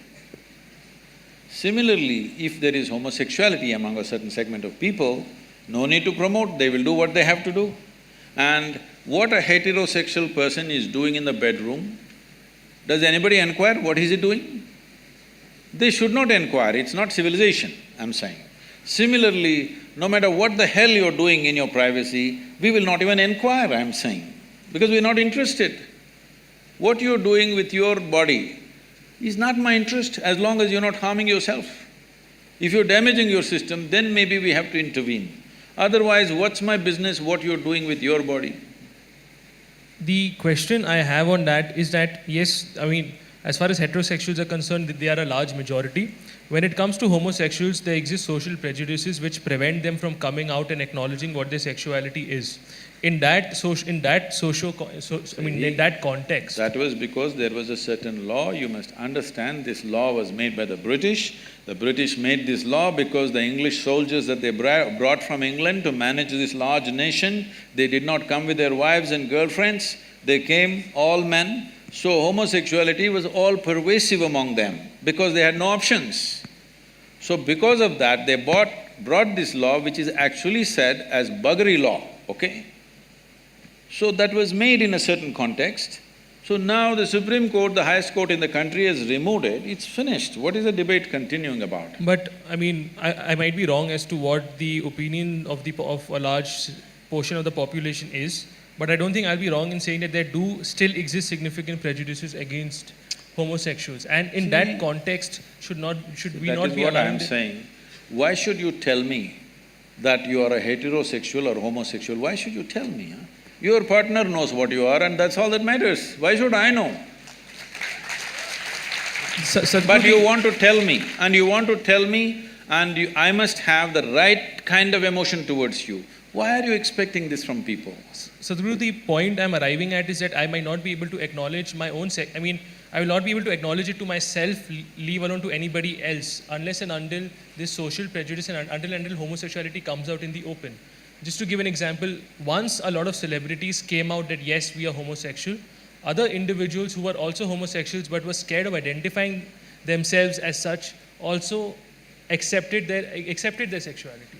So in that context, could promotion probably make sense? We're making a mistake. Sexual preference is not sexuality. They're two different things, all right? Sexual preference is a different thing. You're making it like it's a kind of a new species. It is not, I'm saying. They're all human species, different people have different choices, it's up to them. There is no need for you to go about making some kind of a campaign about it. It's not necessary because you will inevitably get the hit from others who don't see it that way. Where is it needed, I'm asking? It's a personal choice. Yes, I might get the hate, but I also might be able to allow other people who are suppressed in their understanding of what their sexuality is come out in the open and acknowledge what their sexuality is. It might help them. See, the thing is, what you're demanding is that everybody should acknowledge whatever you do. People may not acknowledge, what's your business, it's legal, leave it, no. You're not going to prison for it, that's about it, just leave it. I don't like it, so what does it matter to you? Somebody doesn't like it, what does it matter to you? It should not matter, that's all I'm saying. It's within the framework of law, just leave it. So, Sadhguru, there's one last question in this segment, or would you like to move to the next segment? We have one social media question. Whatever, sir. You're the boss, sir, whatever you say. So we'll pick up the one last question. The theme is coexistence and fear. So clearly you have this strong affinity for the species of snakes. Now, fun fact, and you've also gone on to say that… I have a strong affinity for all species. But people take pictures only when I pick up a snake. When I pick up a grasshopper, nobody does it. You've gone on to say that there's no such creature which is as perceptive as the snake. So, fun fact, Shamanpet is a snake-infested area. We have loads of snakes around campus. Here? Yeah, in NALSAR. So It's not snake-infested. This was their homeland Exactly. and you have invaded. That's something everybody agrees That's something on. everybody acknowledges. We have come to their homeland. So this is where my question is going. Is there any specific reason why we are so fearful of these species when they themselves are equally fearful of us? So how do we train our mind to overcome this paranoia? And the larger question is, how do we ensure a mutually sustainable habitat where we do not disturb the balance between the human-animal interaction? See, there are many questions inside. I don't know what's the level of interest in snakes, accordingly I will go. Hello?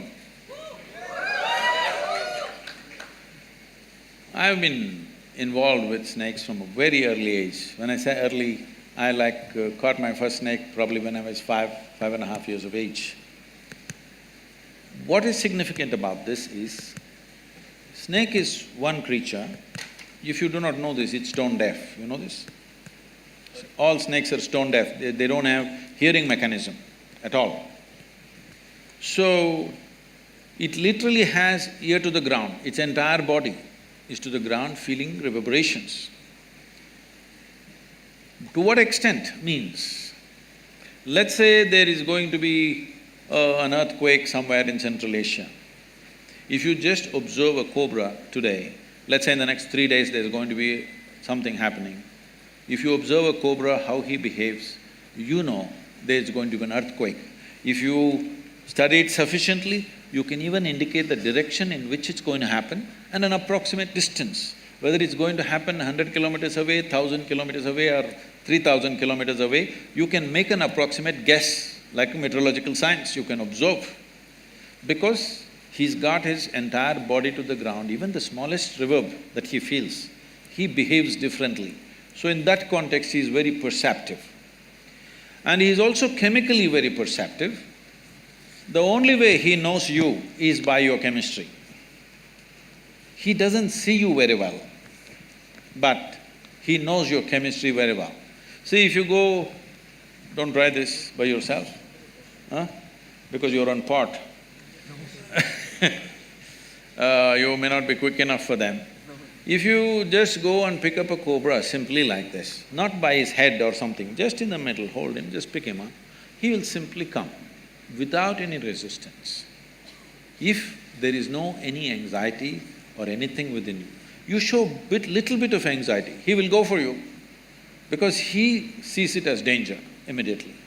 So I was telling people, people were saying, how do we know, Sadhguru, we are really meditative and at ease? I said, we must do a cobra test for you.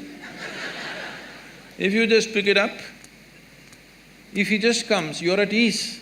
If he reacts, that means you're not at ease. I don't know, one picture came for a moment in that video where I'm holding a king cobra. You saw that one? A king cobra, I think no, not in this, it didn't come. I think a king cobra was on the ground. There's another picture where I'm holding a king cobra halfway down and he's just like that. A king cobra is a snake that if it bites you, it'll just hardly give you 20 to 40 minutes, you'll die within that. A regular cobra, it bites you, because you say they have snakes, I'm giving you some knowledge. It mainly, the cobra venom affects your cardiovascular system, it gives you anywhere between 4 to 6 hours.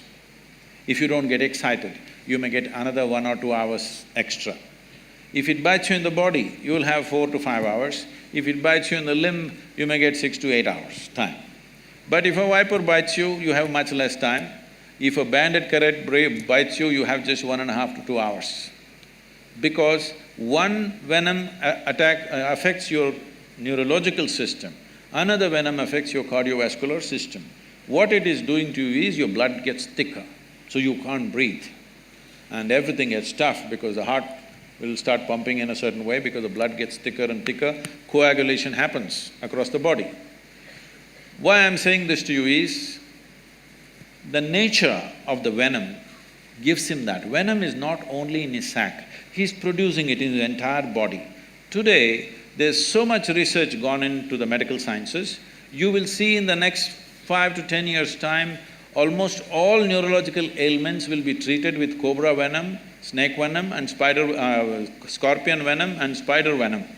And some sea snakes which have very special kind of venoms which could kill you in 5–10 minutes. So, a lot of research has gone in.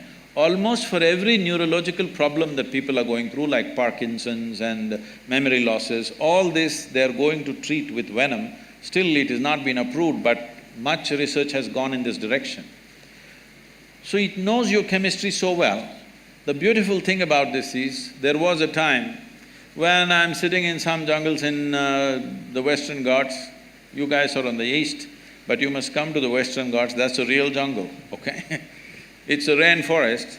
If I'm sitting and meditating, normally I don't know why, now I'm wondering why I sat in the afternoons, but I always sat in the afternoons, not early mornings. Afternoon I sit for meditation and I'm like sitting for 5–6 hours. When I open my eyes, a dozen snakes are sitting here. They're just drawn to that chemistry. When your chemistry changes, they just know and it comes. This is why Adiyogi is shown with a cobra on his, around his neck, to indicate that he is meditative, he is still within himself.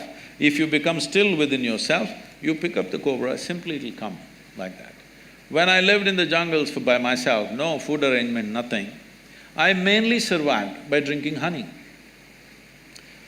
Huge beehives are built at a place where the bears can't get. They calculate, the bees have such intelligence, they calculate a normal sloth bear weighs how much? Approximately about 60 to 70 kilograms.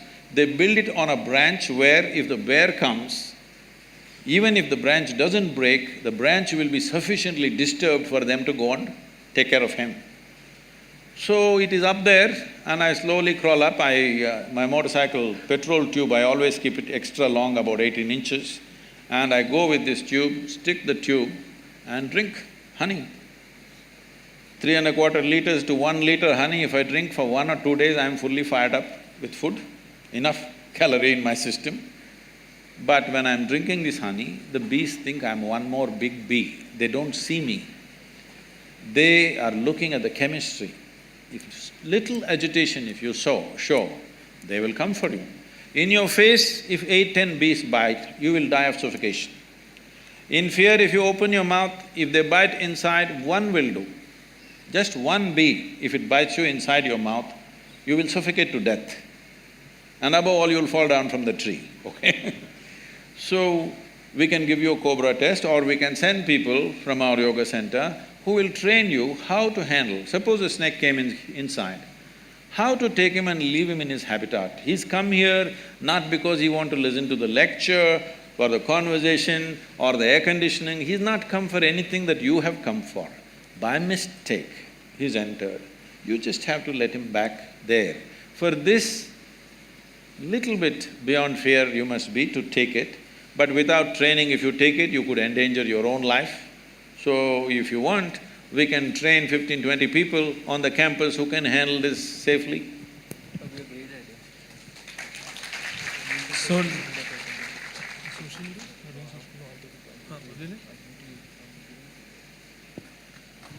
fine. So the next So the next question is, so we'll be doing the social media question. There's one social media question. Then we open it up for audience questions. The social media question, Sadhguru, is that how do we get the population interested in politics and in governance? In the sense that… If you can hold it a little closer. How do we get the population interested in politics and governance in view of the fact that, in most elections there are less than 50% turnouts? See, this is not about politics. There is not enough concern about the nation and the people. That concern has not come to a whole lot of people. Still we are in that mode. Our attachments to our family, our identities with our family and community is so strong. If me and my family are doing well, I don't care a damn what's happening to the country. Election day holiday means me and my family go on a picnic, not for the voting. Who'll go and stand in the queue? We will go on a picnic or we'll go to the cinema, we'll do something else. Because the identification with the family is way bigger than the national identity, and because of that, they think us, other people will vote. This is their idea. Other people are going to vote, so what is there if I don't go? There's a beautiful story that Mark Twain used to love to say. There was a time when people believed there are people on the moon. Before Apollo, I'm saying in America, people believed there are people living on the moon. So they got a bright idea. They thought, on one particular given moment, all of us go stand on our rooftops and shout one word together in one voice. The word that you shout is who at them. Let's see what they say. Shall we try this here? Can all of you… I will say 1, 2, 3. Can you just say who as loudly as you can so that the whole Hyderabad hears? 1, 2, 3. See, you have become wonderful like this. But that day came, everybody stood on the rooftop. That time I got a very, a very artistic idea. I thought, this is such a rare moment. All these people are going to say one word. And me, I have a small voice. What is there if I don't say it? And I just wanted to hear this extraordinary moment, everybody saying who. And that moment came and it passed in total silence. A day may come, on election day, nobody turns up except those who are herded by political parties with money and whatever goading they're doing. This is an irresponsible way to exist. See, the word for democracy in Tamil language is Jananayakam. What this means is, people are the leaders. Still our people have not understood that we are the leaders of this nation. We are still in a monarchy mindset. We think elected person is a king or an emperor. So, this is lack of education, lack of information, lack of identity with the nation, a strong sense of we build this nation is not there. Somebody is going to run this nation. This is still a British hangover. We think somebody else is running the nation. We don't understand this is our nation, we have to make it what we want. Right now we have a nation where if Donald Trump opens up visas for all Indians, 60% of the population will swim across the oceans and get to America. This is not right. When everybody wants to go away, we've not created a nation that people want to live in, isn't it? When everybody wants to come here, that means we've built a great nation. For this, participating in the fundamental democratic process is a must for everybody. But if you make it mandatory, it becomes ugly. If you make it mandatory, it becomes ugly. As you know, even national anthem is ugly right now. Something… you must understand, I went to the World Cup football and I went to the English match. I never knew this, I never thought about this. They played their national anthem. National anthem is God save our Queen, God save our Queen, give her long life and save her. Then I thought, oh my God, what a beautiful national anthem we have, the way it's composed, the way the words are written, everything. Then God save the Queen, God save the King in a democratic country? So, I'm saying even such simple things we are debating, we can't get a nation to get together and even vote. Even when nation is in a crisis, when 50% of the people not eating properly is a crisis for me. It is not a normal situation for me. It's a crisis. When such a crisis is there, whether I should vote or not, now there's making a movie, yesterday he was telling me, what is his name? Konda. Okay. They're making a movie Nota, okay, we will say, nobody is acceptable to me. Well, it all sounds very intellectual, but believe me, you don't build a nation like this. You have to make choices about whatever lousy choice you have, in that you must make a little better lousy choice. If you want to improve this nation long term, you cannot abstain and say, oh, nobody is fit enough. Well, you stand up, if you see that this is a debate going on everywhere, in every tea shop, every college, this going on. Oh, all politicians are rubbish, they're thieves, they're this. If we have handed over this nation to the hands of the thieves and we are sitting back here and we don't even have the responsibility of voting, we are the more bigger thieves than them, isn't it? Hello? This responsibility has to come. We have not understood our basic democratic responsibility. When we do not understand that, we will become unfit for democracy, then something else will take us over. It is very, very important, not just voting, there are many other instruments through which you can participate in the democratic process. It is very important the student community participates, not on the street, not protest, not burning a bus, but participating in the instruments of democracy. All of you are law students, you must take a certain part of your life to educate the country and the youth. What are the ways in which they can participate in the democratic process? This is very, very important to make this nation. Thank you for the answer, Sadhguru. Now we'll open this to audience questions. I think there were a lot of people that side and… Okay, so Javi's been raising his hand and standing up since a long period of time, so I'll give it to him first.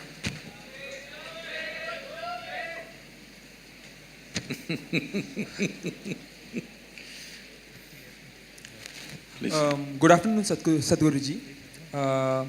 As an elder, as a guest, and as an achiever, you have my respect. Now, you've been talking about a lot of undernourishment in India, people who are undernourished. It is these very undernourished people that we have taken away the food from, their nutrition. And secondly, it is these minorities who are scared to, do things out of their own volition, exercise, their own autonomy because of the environment we have created. And you also talked about, how America, respects its national anthem. There have been several politically motivated stances taken by a lot of people whereby they decided not to respect the national anthem. No. They decided to respect in a different way. True. But there it's is a also… difference. By not standing up is the point here. I'm saying that, we have created an environment of coercion and violence here. And in solidarity, if we decide to, not do this because it seems like a politically motivated… Please, sir, the microphone. Because it seems like a politically motivated… we didn't hear decision. the last sentence. We have created an environment of coercion and violence in the society.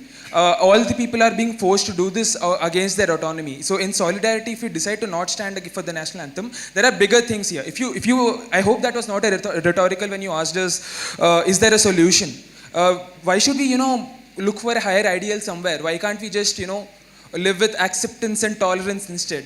Respect these people's opinions. That's the idea. No. That's where does acceptance and tolerance and national anthem…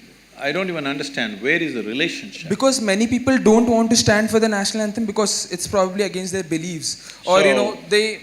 No. We are failing them as a nation. How will, us appealing to, some created deity of a nation help us in, solving these problems? I am 100% with you. If we are thinking in a spiritual way, I am not identified with my nationality. I see all people around the world are involved with me. My work largely today has become much bigger outside the country than here. So it is not… See, you're looking at this in a very simplistic way or in a rudimentary way. In the sense, you think everybody should be either for or against. I am not for or against, I am just asking you, Now you talked about various levels of injustice which has happened in the country. Unfortunately, it's a fact.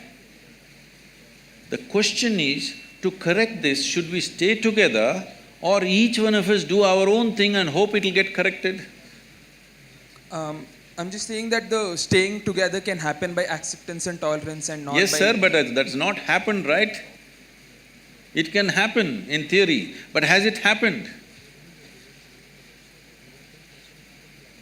I will tell you, if everybody turns spiritual, if they experience something beyond their body, beyond their mind and beyond their beliefs and everything, the whole world will become one. I know that and I'm working for that. But do I believe it'll happen tomorrow morning? It'll not happen tomorrow morning.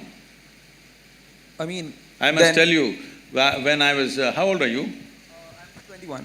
Huh? I'm 21. Okay, when I was 4 years beyond you, when I was 25, something happened to me. I just sat in one place and suddenly I realized every cell in my body was bursting with ecstasy. I didn't do anything, simply it was overflowing with ecstasy. Then I realized, if you don't do anything, if you don't mess with anything in the body or in the mind, it just overflows with ecstasy by itself. When I realized this, I actually sat down and made a plan. This is so simple. On that day, the world's population was 5.6 billion people. I made a calculation and said, in 2.5 years' time, I will make the whole world ecstatic because it doesn't need anything. If you just teach them how not to mess with themselves, they will all become ecstatic. I thought it's going to happen on that day.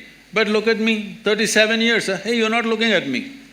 37 years, and well, I have touched over 500 million people, but that's not my idea of the world. My idea of the world is 7.6 billion people. Now I know I will die as a failure, joyfully, but as a failure. So I want you to understand the nation is not built on some egalitarian ideas. People need emotion. Without emotion, they won't come together. You cannot put people together without emotion. Whether it's a family or a nation, it's true. Just one last point I want to make. You have so much soft power as a celebrity and, as a, mystic who is well known throughout India. And the state at the same time is the state well. So, I mean, in such a politically charged environment, us taking a stance, I do think that's problematic to, a lot of other, communities which disagree with what's happening. What stance have I taken?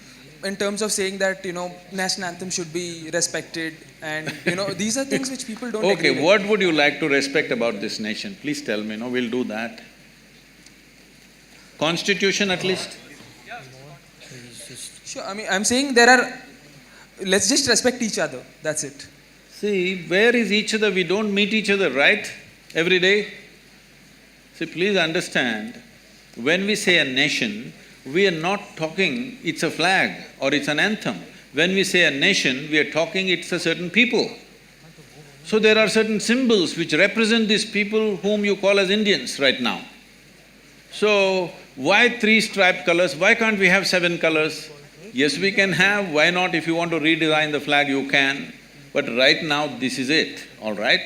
If you want to change the design, we can. You want to change the anthem, we can rewrite the anthem if you wish. But I'm saying, without tools of integration, you don't make a nation. It is idealistic to say, let's not have anything, let's just live as a global village. It's a fantastic idea, but can you make it a reality? Can you execute this idea? That's all I'm asking. I'm talking about execution. As an idea, global is fine. If there is no nationality in the world, it'll be a fantastic world. But are we capable of doing that? Within a state, we have to break 2 states because we can't get along for some reason, isn't it? So I think we'll spread out the questions in the interest of bringing out diversity of opinion. If the mic would be given to the lady in the 3rd seat here.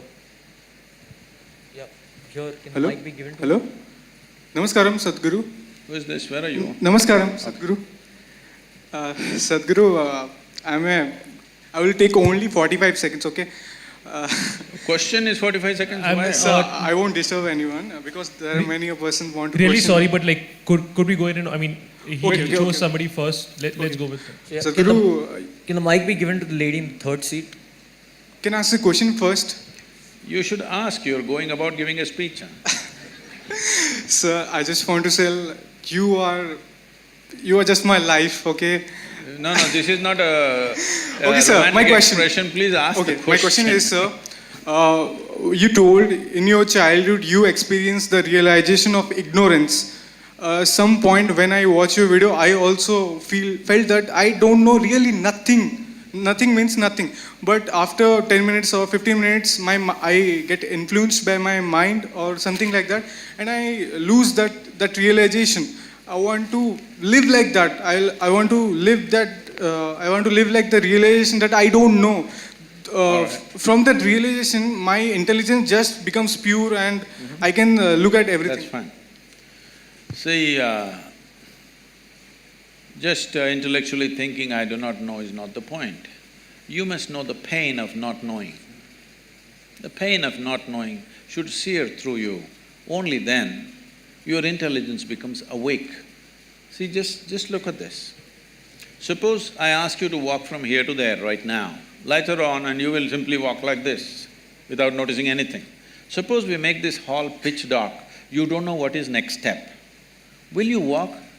Everything alert, all your senses, intelligence, awareness, everything super alert, simply because you do not know where the next step is. So, I do not know is not an intellectual conclusion. It is the pain of not knowing. It must really sear through you, it won't let you sleep, it won't let you eat, it will keep you in a certain way. When it keeps you in that way, then you will see your intelligence stays awake and alert. In sleep and in wakefulness, it stays alert. When that happens, see, just now we finished Ganesh Chaturthi. What Ganesh Chaturthi means is, it's all become all about eating now. We've made it like that because we only see Ganesha's big stomach these days and we are inspired by that. Essentially, you know the story of what happened, that little boy stopped Shiva and Shiva decided to take off the head of a Ghana. A Ghana means, Ghanas are described this way, that they were talking in a language that nobody understood and they had limbs which had no bones. Like this it's described in the certain texts. So he took off one of their heads, or the chief of the Ghana, and put it on this boy and made him live with this new head. So he had this new head which is not a human head. Because of this, he was extraordinarily intelligent. You heard of those stories where he asked Vyasa that if you dictate something to me, you should not stop. If you stop, I will give up this stupid project and go. If you don't know what you're talking, I'm not going to write down. You must simply speak without a break, only then I will write down. So essentially, Ganesha had enormous… he's Ganesha, not Gajesha, okay? The elephant head came because of Shivakashi calendars. So he's a Ganapati and he has an extraordinary head and an intelligence. Because of this intelligence, he cleared all obstacles. So he became Vigneshwara. So our interest is that in him, that if we have intelligence like this, we will remove all obstacles in our lives.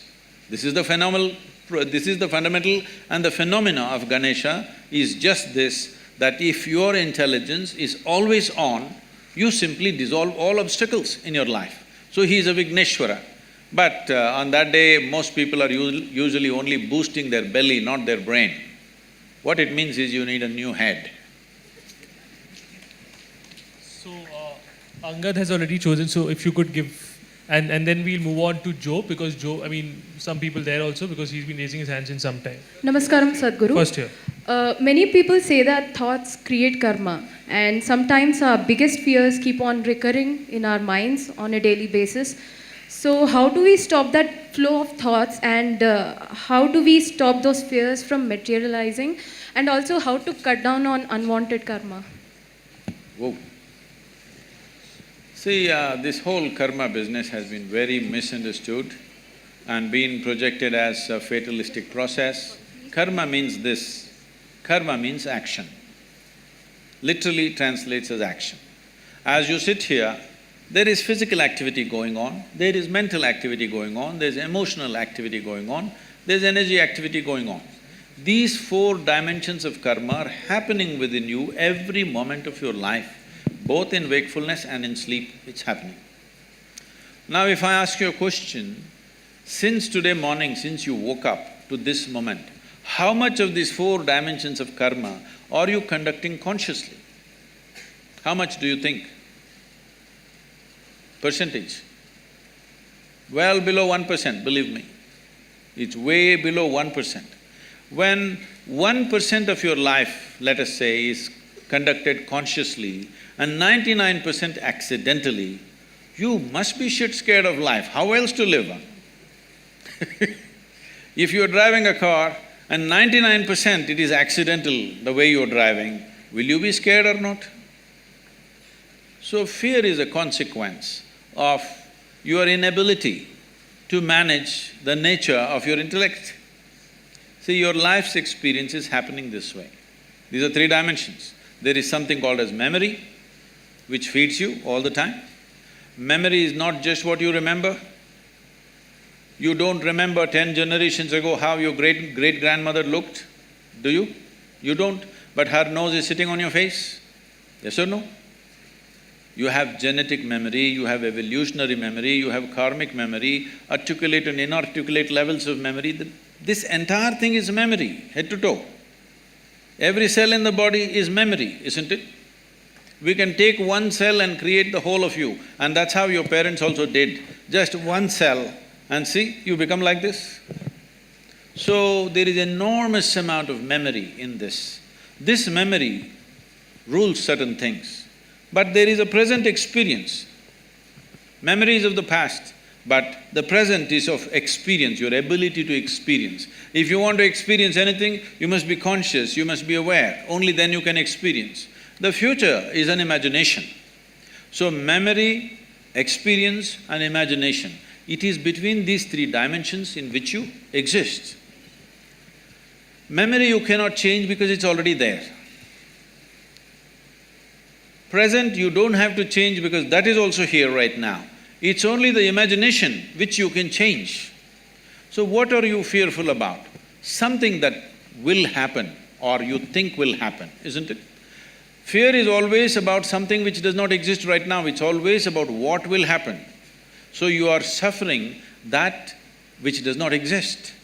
If you're suffering that which does not exist, there are psychiatric terms for that.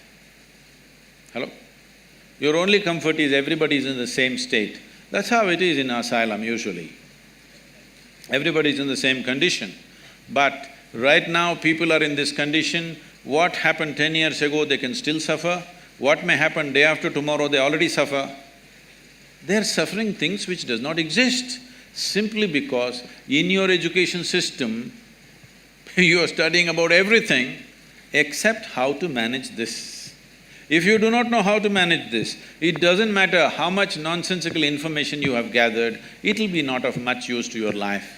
You must know how to keep this, how to conduct this body, how to conduct this mind, how to conduct this emotional structure and the energy structure. If you do not know anything about this, then you are an accidental being. You being fearful is good, otherwise you may cause enormous harm to yourself. The next person, if I'm not wrong, was Joe, so he'll be… You got everything set, huh? Hello, Jaggi Vasudev sir. Before I ask my question, I just have to tell you that I was very impressed by your e-commerce website, which sells yoga merchandise. I think it's really cool. It's better than Flipkart and Amazon, and I hope that, you know, in a few years' time, it will become the biggest e-commerce company. It's a conscious decision I have taken that our commerce part is done just to take care of a few things. Our commerce will never grow beyond the foundation part.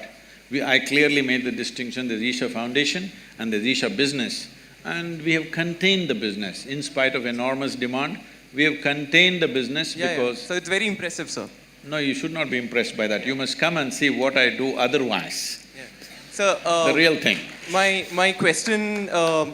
I want to tell you that I was also very impressed by your commitment to rule of law that was evident from the discussions that we've had.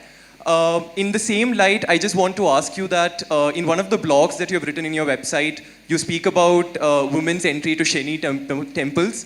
And there you say that, look, the reason why they shouldn't be allowed is because there are planetary forces and it's not good for women to enter these temples. In the same vein, I just want to tell you a little bit about the law on the point. There are Supreme Court judgments which say that if you make laws which tend to be discriminatory for women, it cannot be a justification that we are doing it for their benefit. That cannot be the justification for any law that discriminates against women. This is the law of the land. In that same vein, would you say that if that is the law of the land and you're committed to the ideals of law, then one, how do you justify that? Yes. And two, one more question, sir. Let me say. So just a follow-up question. The second part of the question is, in the same article, you also mentioned that we can control the impact of planetary forces on our life through inner engineering. What is inner engineering? Is it a program that Isha Foundation hands out? What is? What exactly is inner engineering? Is it something that you guys do, and like only if you guys can tell us what is inner engineering, only then will we be able to, face the forces of planetary forces? What exactly is this concept of inner engineering? Okay. We'll answer that. So right now, why don't you ask this institution, NALSAR? Only if you tell us what is law, we will know what's the law. What is it? I'm sorry, sir, could you clarify that? I didn't get what you just said. No. You tell your institution in which you are. Only if you trap us here for 5 years and tell us what is the law, will we understand what is the law? Don't we know? Well, only because you do not know, you have come here, right, to learn. Similarly, only because people could not figure it out by themselves, they have come. And only because it's working for them, they're coming in millions. Okay, you have 700 people here, we have 9 million volunteers working across the world. So, it must be working for them. So do not make these judgments, and don't think it's very smart to simply make judgments for everything. You are a lawyer, you are not a judge, all right? So let's come to the question. See, please don't do these things. It is happening from both segments of people. What you like, you shout and clap, please don't do that. For or against, that's not the way. The way to do this is, are we interested in knowing and enhancing? You ask a question as a way to enhance your knowing, not just to prove that you are smart. If you think you can prove you are smart, we will do something else to that. Anyway, you ask this question, I like the e-commerce, I know when you started off, I know when Joe is called, why he is called, we know what it is, I'm not that dumb, okay? When I sit here, when I just look at you, I know what you can ask, I will tell you. Let me tell you this, hello. When I trained teachers to handle inner engineering programs, now we have transformed the program in a different way, but at one time when it was very intense, I trained the teachers like this. Somebody walks into the hall, they settle down here today by themselves without being guided. You just see, I made a chart of the hall and said, see, if they sit here, if they sit here, if they sit here, this is the question they will ask. You just be ready. When he raises his question, this is what he will ask. 93 to 94% of the time, it's always right like that. People think they are free and they're asking questions. But if they sit in that place, that's a question they will ask. In any venue, not in any particular venue, just anywhere. This may not look logical to you, but life happens like that anyway. So now when you start praising the e-commerce, I know why it is, it's not that you're appreciating it. I'm telling you, Isha Foundation is a foundation run by the volunteers. Over 4,600 full-time volunteers who are far more educated than you are, and over 9 million part-time volunteers across the world, giving their time and money and energy to make this happen. Why are people doing this? We are not promising them we'll take you to heaven. We are not telling you will go and sit in God's lap. Why are they doing it? It must be done wonders to them, otherwise why will they invest their life in it? So without knowing anything, don't make conclusions. So are you the only one? Well, you can do it in so many other ways. If you knew how to figure it out, why would I be needed? You do not know how to figure it out, so somebody comes and helps. If somebody comes and helps, why are you helping people? You leave them with their problems, they'll be good business for a lawyer? Is that what you're talking to me?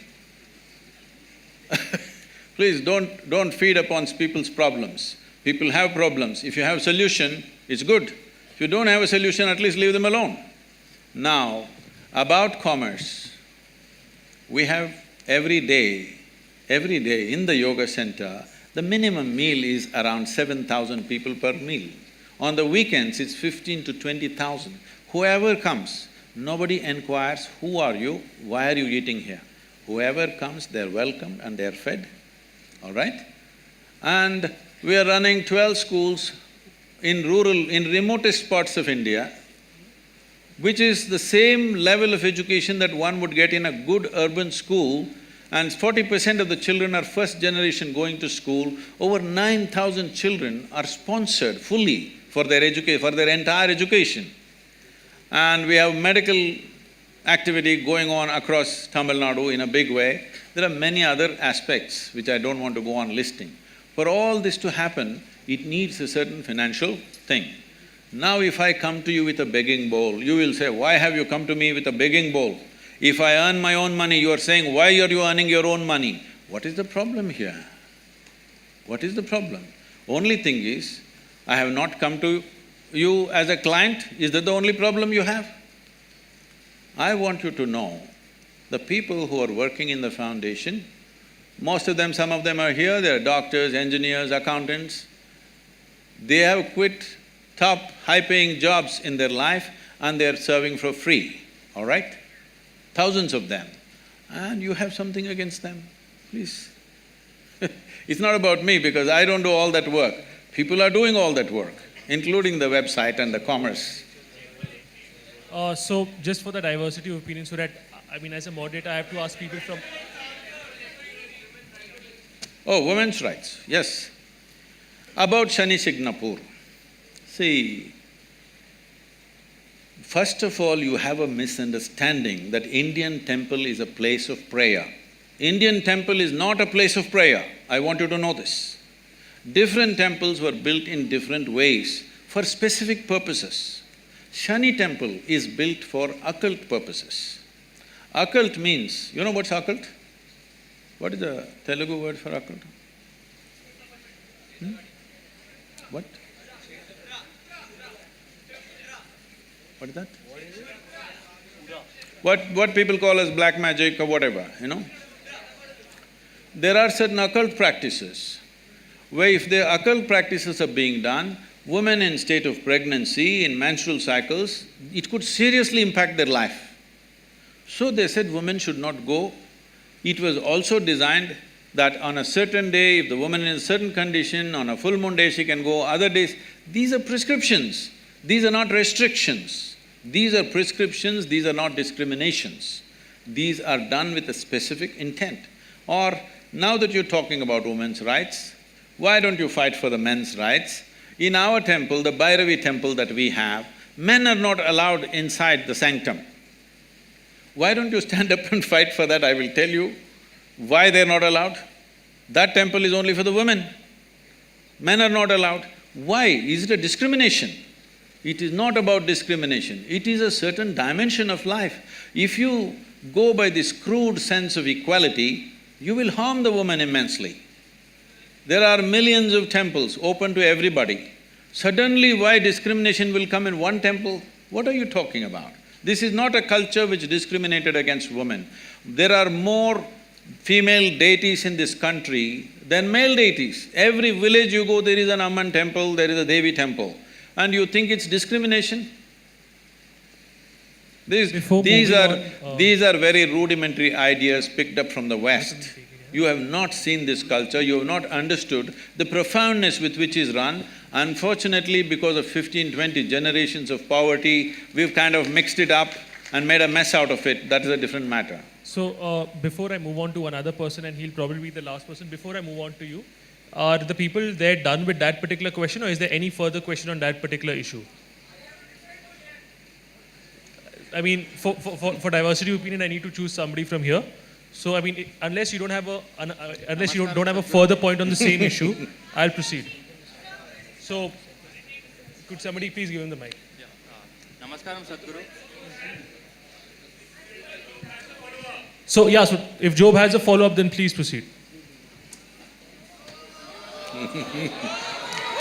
So this I can't help it. I mean, if he's not satisfied with the same issue, he should be. All right. this crude sense of knowledge that you're talking about is the knowledge that's coming from the Supreme Court of the country. Who is speaking? Huh? So this crude sense of knowledge that you say is the knowledge that's coming from the Supreme Court of the country. No, please You understand. are, No, please listen to me. Sir, you're still not addressing the point that who are you and I sitting here to make prescriptions for women and say that this is harmful for you, hence don't do it, or this is not harmful and you shouldn't do it. It's not up for you and I to do it. If it's harmful and they still want to do it, they are free to do it, right? I mean, you say that what people want to do in their bedroom, it's an individual choice. If women want to enter it, they want to enter it. Who are us to stop it? You ask a question, please. You please ask a question. I'm not that dumb that a question needs to be explained to me. You ask a question. So you didn't answer it the first time, hence I'm explaining Okay, it. you asked a question again. Let me answer this, right? The question is, who are you to tell the ladies whether they should go to this or not? No, I'm saying they should have the option. I'm saying they should have the option. So I mean, just to give a similar example, sir, alcohol might be. Oh, sorry. I got it. There are hundreds of temples in the country where men cannot enter. So if men say… There's a history of discrimination that is a different matter. See, you're mixing up two things.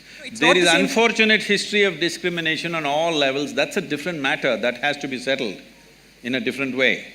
But when a specific aspect comes, if you want to rule out all the subtler aspects of life and just say this is it. Anyway, let me tell you this. This I'm on camera, let me tell you this, okay? Supreme Court is there to interpret the Constitution. It cannot create a new Constitution. Doesn't matter what are the powers of the court. It cannot create a new Constitution. It is only there to interpret the law the way it is. Am I right? You're all lawyers? Hello? That's debatable. That's debatable. When you debate that, there is going to be lots of problems because every pressure point, people will apply. Every motivated group will push for their own laws. If you create enough ruckus, some new law will happen. This should not happen. It is essentially within the framework of the Constitution, everything should happen. In the framework of the Constitution, there are laws where there are public places and there are private temples and private places of worship. How it should be done there is left to them. It is for them to decide how it happens. Is it happening simply because of a discrimination against a gender? If it is so, it must be struck down absolutely. But if there are other aspects to it, if you think you cannot consider anything else, then it's ridiculous. It becomes ridiculous. It's like saying, don't I have the right to enter the ladies' toilet? What nonsense is this? Do you need a law? You just need sense that you don't go there. Job, is your question answered? Or should No, I… it's not answered, but that's Then- okay. It's not answered. Shall we answer, Mr. Job? okay, so… I'm okay. So there's a difference between a man not allowed to enter a woman's toilet and you using the same analogy. I'm not saying he's not allowed. A man who is a man will not enter. That's all I said. So that's a really I think stupid analogy that you're saying. So, we are discussing the question of women's entry to temple and you're just one saying the second, reason why I'm they're sorry to not stop allowed. you. One second, Yes, Subban. I'm sorry, sir. you can continue with your The question. problem, sir, Mr. Joe, you do not know the culture of this nation. You're talking simply activism Yeah, without because- knowing because the I'm culture of Catholic, this right? nation. Because in this country, in this culture, the idea of discrimination never arose. I want you to understand, even before other countries ever thought of even giving franchise to the woman, this country did not even debate whether women should have voting rights or not. It's simply there because in our culture we never thought so. So the discrimination, exploitation is there. I want you to understand, there is exploitation, there is no necessary discrimination. Exploitation is not just of the woman. Anybody who is weaker than you, people are exploiting, whether it's a man, woman or child. Why do you think everybody is beating the children? Just simply because they're small, not because they have a right to do it. So anything which is weaker than them, they are exploiting, not just women. Unfortunately, women have also been taken a much amount of beating in terms of exploitation. But do not misunderstand exploitation and discrimination in a fundamental way. Discrimination is a different aspect, exploitation is a different aspect. I think, Job, we can agree to disagree here and let's move on. There's one last question we'll be picking up. Yeah, Fine, so for the diversity of opinion, so there's we'll somebody pick on that from the group. back. From the back there, can the mic be given to him? Okay, so there's somebody can you from another take group and then who one will last take- question from the back? Yeah, okay. Yeah, good afternoon. Society is celebrating legalization of homosexuality when it can't even accept intercaste marriages. What? Society is celebrating legalization of homosexuality when it can't even accept intercaste marriages. See, the thing is… And I got it. Sadhguru, Yes. being a science student, I have a small question. No, let's finish this. No, just something. One person, one question, I thought. Yeah, it's small. Can Just- we please answer yeah. one by one so then there's no confusion? To maintain, in this evolution, to maintain the genetic variability, the sex or marriage should happen between different groups of people and different communities. But due to this intercaste thing which is in our society, the marriages are happening between the same community, that is the same caste people, which leads to the further species makes this… We got the question. Yeah, please. got it. We got Please it. answer. And sir, you have done rally for Save for No, Rivers. and leave that, please. Please do remove this intercaste technique in this society. Okay. So, this is related to Joe's question, in a way, in the sense, see, we must understand this. Unfortunately, most human beings are in this condition. If they find somebody who are little weaker than them, they will see how to extract something out of them, how to dominate them, how to do these things. This is coming to you from your childhood, from your school, that you want to be number one, parents are telling you this, everybody is telling you this. So always want to be on top of somebody. So with this, if a blacksmith thinks, a goldsmith thinks a blacksmith is inferior to him, unfortunately, though a blacksmith's work is more useful than a goldsmith's work for making of a society. So like this, simple professional differences, we have made it into horrible discriminations in this country because this is an ancient culture, lived in the same place for thousands of years. People learned how to organize their exploitation against each other. They managed to organize this. So in this context, we must understand, unless human beings evolve to a place that you do not exploit other people's weaknesses, discrimination will not go. You can talk as much as you want, it will not go. For thousands of years, it's not gone. One thing about the caste system is, it was basically a professional division which turned out to be a very discriminatory process over a period of time. Now largely this professional division is going away because people come, now we don't know what caste you are, it doesn't matter, you're becoming a lawyer, all right?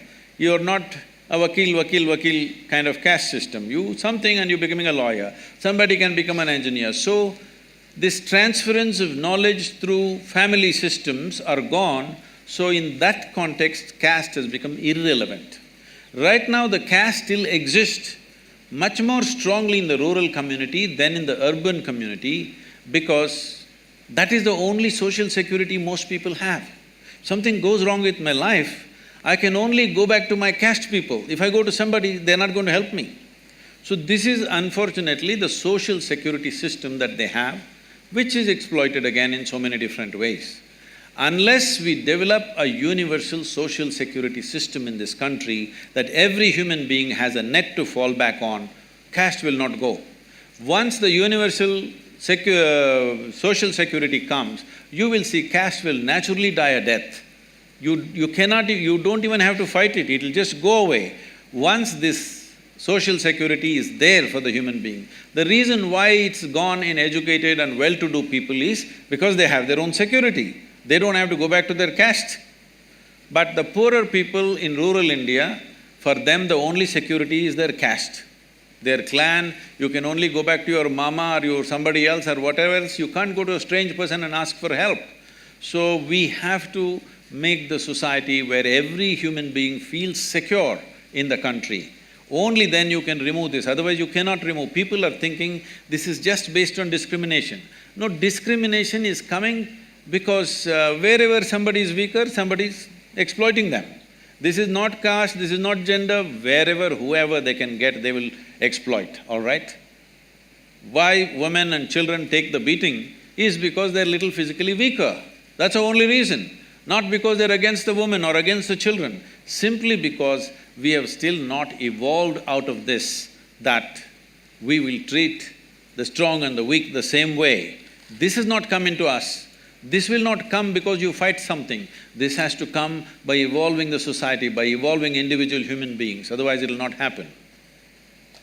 Thank you for the answer, sir. So the team has been the team has been literally signaling to us that we should have finished this about 10-15 minutes ago. That being said, there seem to be a lot of interested people who've been raising their hands up. If you're fine with some more questions, we can proceed. Otherwise, we can… It's completely your choice.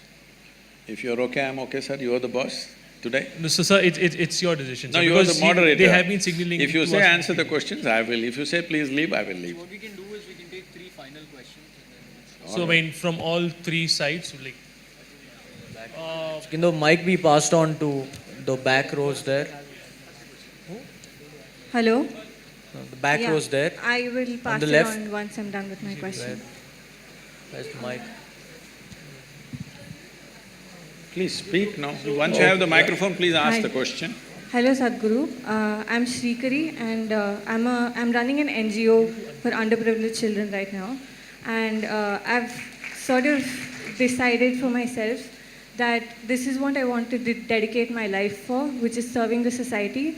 So I have 3 questions for you. The first is, being a social entrepreneur yourself, how do you think I should prepare myself for the rest of my life to be dedicated to this cause? And second thing, you've mentioned a lot of issues, for example, malnutrition, and there is intolerance, and there is so many issues. So which issue do you think that our generation should target in order to get the best effect out of it? And thirdly, do you have any sort of program that can help our students who are doing this kind of an effort, because we don't have the kind of power or exposure to reach the kind of levels that you can? If any of you have… Please sit down. If any of you have, as she said, if you have similar intentions that you want to take up a social cause and make it happen, well, you asked me, which should we take it up? In my focus right now is nourishment, education, ecology. These are the 3 things which are crucial for this nation. If these 3 things happen, all the other problems will get sorted out by themselves. If you start attacking small problems which are in the country, which are plenty, not 1 or 2, they are in hundreds, small issues which we are picking up, believe me, you will not solve the problem. You will only have the satisfaction of fighting for something. Don't fight for something, we have enough fight going on, we have seen enough fights forever. It's important, this country must be well-nourished, fundamental education must happen, and ecologically we must take some quick steps, because this is an area which we cannot reverse very easily. It may take decades or even centuries sometimes to turn it back, depending upon the kind of damage we cause. These 3 dimensions if we take care, all the other issues that you're mentioning, many other issues, small issues, I am not saying they're not important, but if you take up those causes right now, you will not have a good foundation, but you will build a superstructure which will anyway collapse after some time. So these are 3 fundamentals.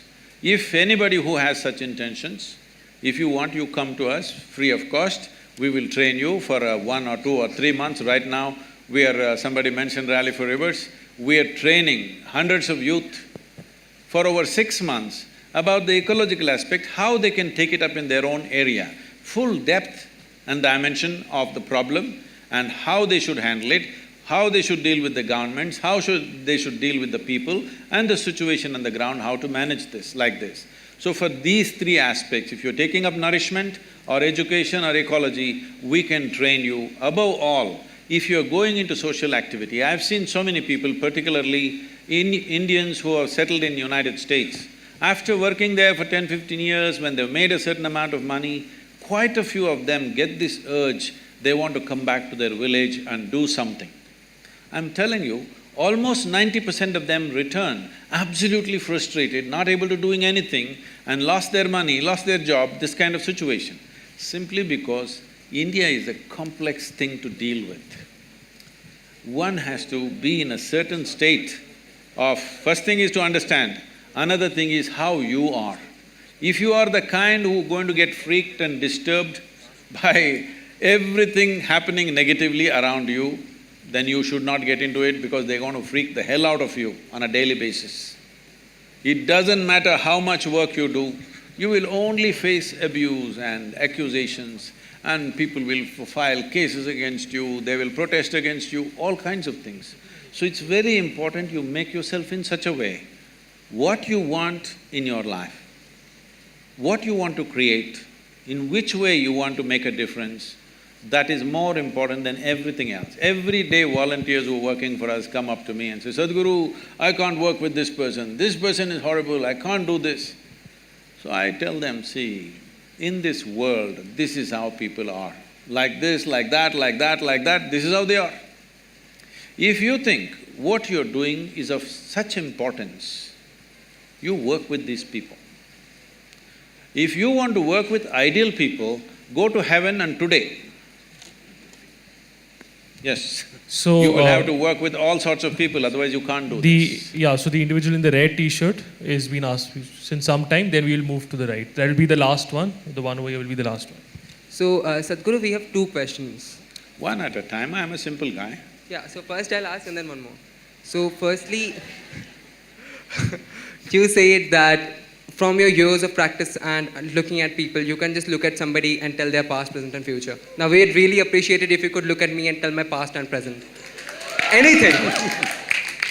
No, I am not an astrologer for you. No, astrologer would be somebody who sees the future. I'm asking you only to see my past and present. Astrologers also talk about the past to get the market oriented, all right? I am not in that profession. So when you say you're a mystic, what exactly do you mean? When your first answer to his question about first impressions was that you can see the past and the present, while all of us mortals over here won't be able to do the same thing. So then fulfill his claim that you can tell us about his past or his present. But notwithstanding that, my question is different. My question is that you've spoken about how you believe that like we must live in harmony with nature, etc. You told us that we've come here and we've taken over the land which belonged to snakes. No, that is true everywhere. Huh? Correct. Taking you to the question I'm so sorry to stop you, so in case you're not comfortable answering that. No, I'm okay with any question. All right. So, a lot of the infrastructure just make the question smaller and 30 seconds. More. A lot of the infrastructure 30 seconds is a long question. 5 seconds. 20 seconds.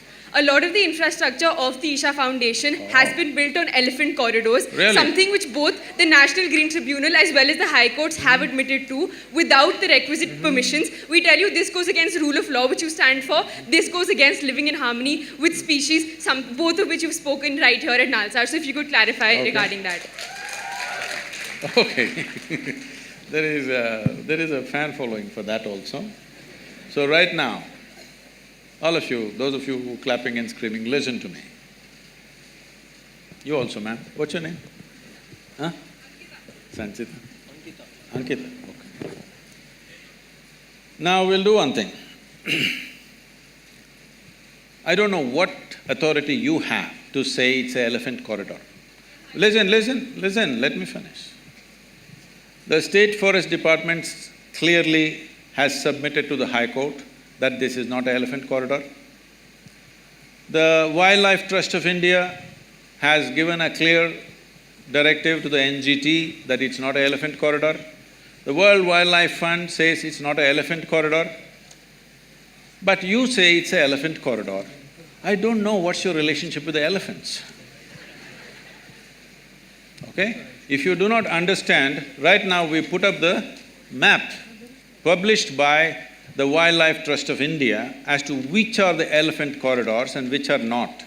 And elephant corridor is not anywhere in 100 kilometers of where we are. You can go look up the map today. Now, you can open up your cell phone and look it up now. So, being in a legal profession you're going to get into, first you must get your facts right, all right? And, well, I know where this is coming from. There are some activists who are going on publishing this endlessly. You're reading that social media is trash and you're coming to conclusions. Anyway, I want you to know, today if I want, by tomorrow evening, I can file 100 cases against you, all kinds of things. It's for you to come out of it in the next 20 years. This is the country you're living in, I want you to know. So, it doesn't matter, I will tell you further. For continuously, I've been accused of raising a rainforest. Which is that rainforest? Where was it? Please show it to me. There is no such forest, so they've kept quiet now because I asked these questions. Then they said, we have occupied forest lands. Well, forest department has senior forest officers from not only Tamil Nadu, from the center, came and surveyed the place and said not a little bit of encroachment has happened. But people keep writing the same thing. Now I'm asking you, if you're really interested in justice, you and your friends who are clapping for everything, I will ask you to come. 10, 15 of you come with cameras. I will give you all the maps, the survey maps and revenue maps and forest maps. You walk across, we'll give you total freedom to do the survey as you want, all right? If 1 inch, not 1 acre, 1 inch of forest land is taken, I have said this yesterday also, day before yesterday also, because I am surprised the same question is being asked, I will leave the country. You will not see me again. Is this good enough? Will you do it? So we'll take one final question. No, let me finish this, huh? This is a charge, this is not a question. Now, if 1 little bit is taken, forest land, you will never see me again, you will never hear me again, okay? I'll be gone. Okay. Well, wait. I will tell you the kind of activism that is happening there. Why? I'm sure many of you may be associated with this, I'm saying this on camera, it can be published, I don't care what, because I've reached a point where death threats are every day from these kind of people. Why all this is happening is, we are at the tri-junction of the 3 state borders. There are certain people who want to be active in the forests in that area, and we've become a big problem for them. They want us ousted from there. That's not going to happen in their lifetime, because it's not just for our interest. I want to make sure such activity doesn't happen in the forest. And we have fought for this, so we're getting all this flack. And for every little thing, without knowing facts, being future lawyers, you must have little more facts on your hand. This is not the way to go to a court, you know. This is not the way to go to a court. You must go with facts. If you are not looking at being a lawyer as just as a business, but as a way of serving people and bringing justice to people, this is not the way to go. I will tell you further. You have seen the image of Adi Yogi? Yes. A whole campaign has been made. They showed images of some forest and how the entire thing was raised to put up Adi Yogi statue. So we put out the Google Maps. Before we bought the land, how it was, how it is today. Today this technology, you can't go on lying forever. Once we put up the Google Maps, they became quiet. So Google Maps are of 2006. They said before that there was a forest. So I said, do one thing, from 1960s, okay, or before I was born, 1940s, you take the revenue map. I will give you all the survey numbers in which we are. See what were the crops which were grown, for what taxes people have paid. Revenue records are there, Google Maps are there, you can't be just lying to yourself endlessly. And I will tell you how much prejudice is there. A certain group of people with government officials and a collector comes to visit the Adi Yogi statue. One official, not a low-level official, a mid-level official, says they have built a factory shed without permission. So collector asks, where is the factory shed? He points at Adi Yogi and says, this is the factory shed. He's surprised, is this a factory shed you are saying, this is a monument? They've taken permission for a monument. No, in my opinion, this is a factory shed. Inside there are metal members and outside there is a metal skin, so it is a factory shed. Tell me, who will call the image of… If there is an image of Adiyogi, can you put it up? Who will call this a factory shed? Please look it up. Please look it up on the website. You look at the Adiyogi, it is on the Guinness record for the largest face on the planet. And now somebody describes this as a factory shed and wants to file a case on us. I want you to know who is this person who calls Adiyogi a factory shed and what is the intention and what is the purpose of such a comment. Who they are and what they are motivated by. You must look at it. Yes or no? Please look at it. And I'm telling you, the reason all this has started is because of the tri-junction. One mistake we have done, if it's a mistake, I don't think it's a mistake personally, but legally it's a mistake, is they did not give us a particular officer who was sitting. It's all become religious in this country. A particular officer who is sitting there does not give us a no objection certificate, even though we fulfill all the legalities for 4.5 years. Nothing happening. I said, go ahead and build. We had everything else, only one department we don't have, no objection. First, why the hell do you have an objection when I'm investing and building infrastructure for this country and for the people? What's your problem? But they have a problem. No objection certificate takes 4.5 years and they don't give an explanation why they have an objection. There is not a single reply. So I said, go ahead and build. So we built 2 buildings without that one no objection. Using that, they filed multiple cases on us. But now, the government has given us permission for that also. It's been regularized, they asked us to pay a penalty, we paid, and we regularized all that. There's not one illegal structure there, and we are not in the elephant corridor. Please get your facts checked properly. Okay. One last question, the man in the blue shirt. And now that you raised this question, I must finish this. Now that you raised this question and you charge me with this, if what you have said is not true, please go on the social media and say, I've been talking rubbish without knowing what are the facts.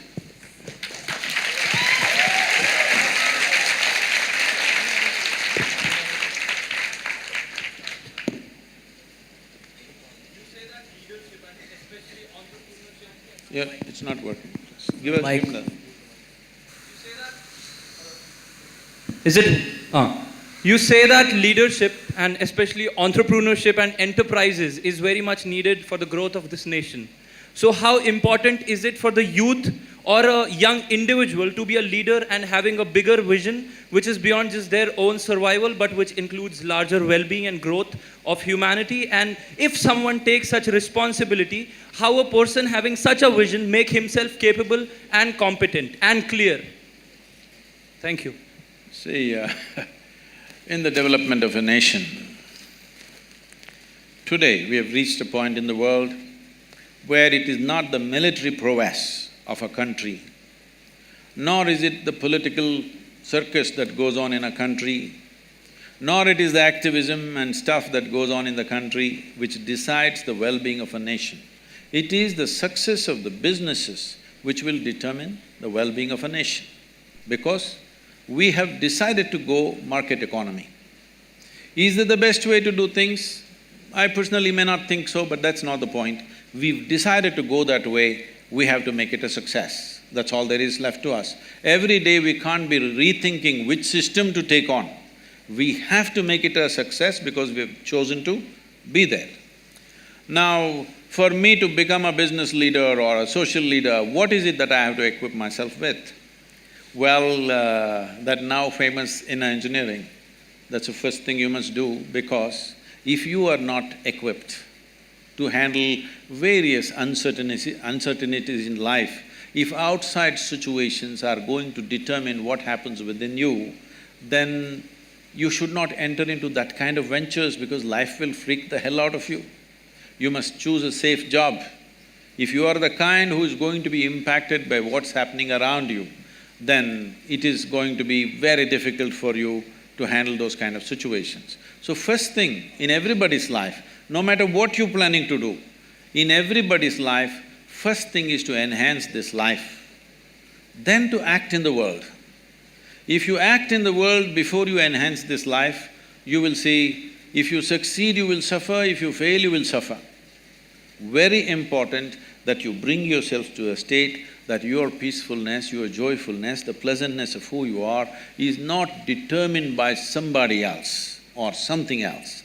If you establish this one thing, you are equipped for life. Thank you very much. We're done. I'm sorry, we're done, we've exceeded by… about 1 hour 45 minutes. It's just the continuation of this question. It's not complete, the answer. Like, if you have done you said first step is inner engineering. If you have done it, I'm practicing since 3 years. So what is the second step? What is the exposure? What is the right kind of education and environment that is needed? First step I have heard many times. What is the second step? I want to equip myself with that. That's a very personal question. We will deal with this personally. Okay, thank you. Thank you, sir. So, yeah, hi. Thank you, Sadhguru, for answering all questions. I think we exceeded the limit by around 1 hour, by at least 1.5 hours. Oh. So, thank you for, patiently answering all questions from all different people. And Quite explosively, not patiently. Quite explosively, not for patiently listening and explosively answering the questions.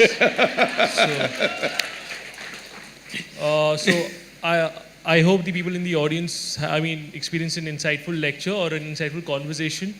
And for individuals who could not otherwise ask, I think you have a social media page. Yes. So you could send it there, but due to limitations of time, we can't ask any more questions. What we did try was that individuals from different groups and backgrounds could ask questions. So that was our purpose. So I think we're done. So, thank you a lot, Sadhguru. Thank you very much.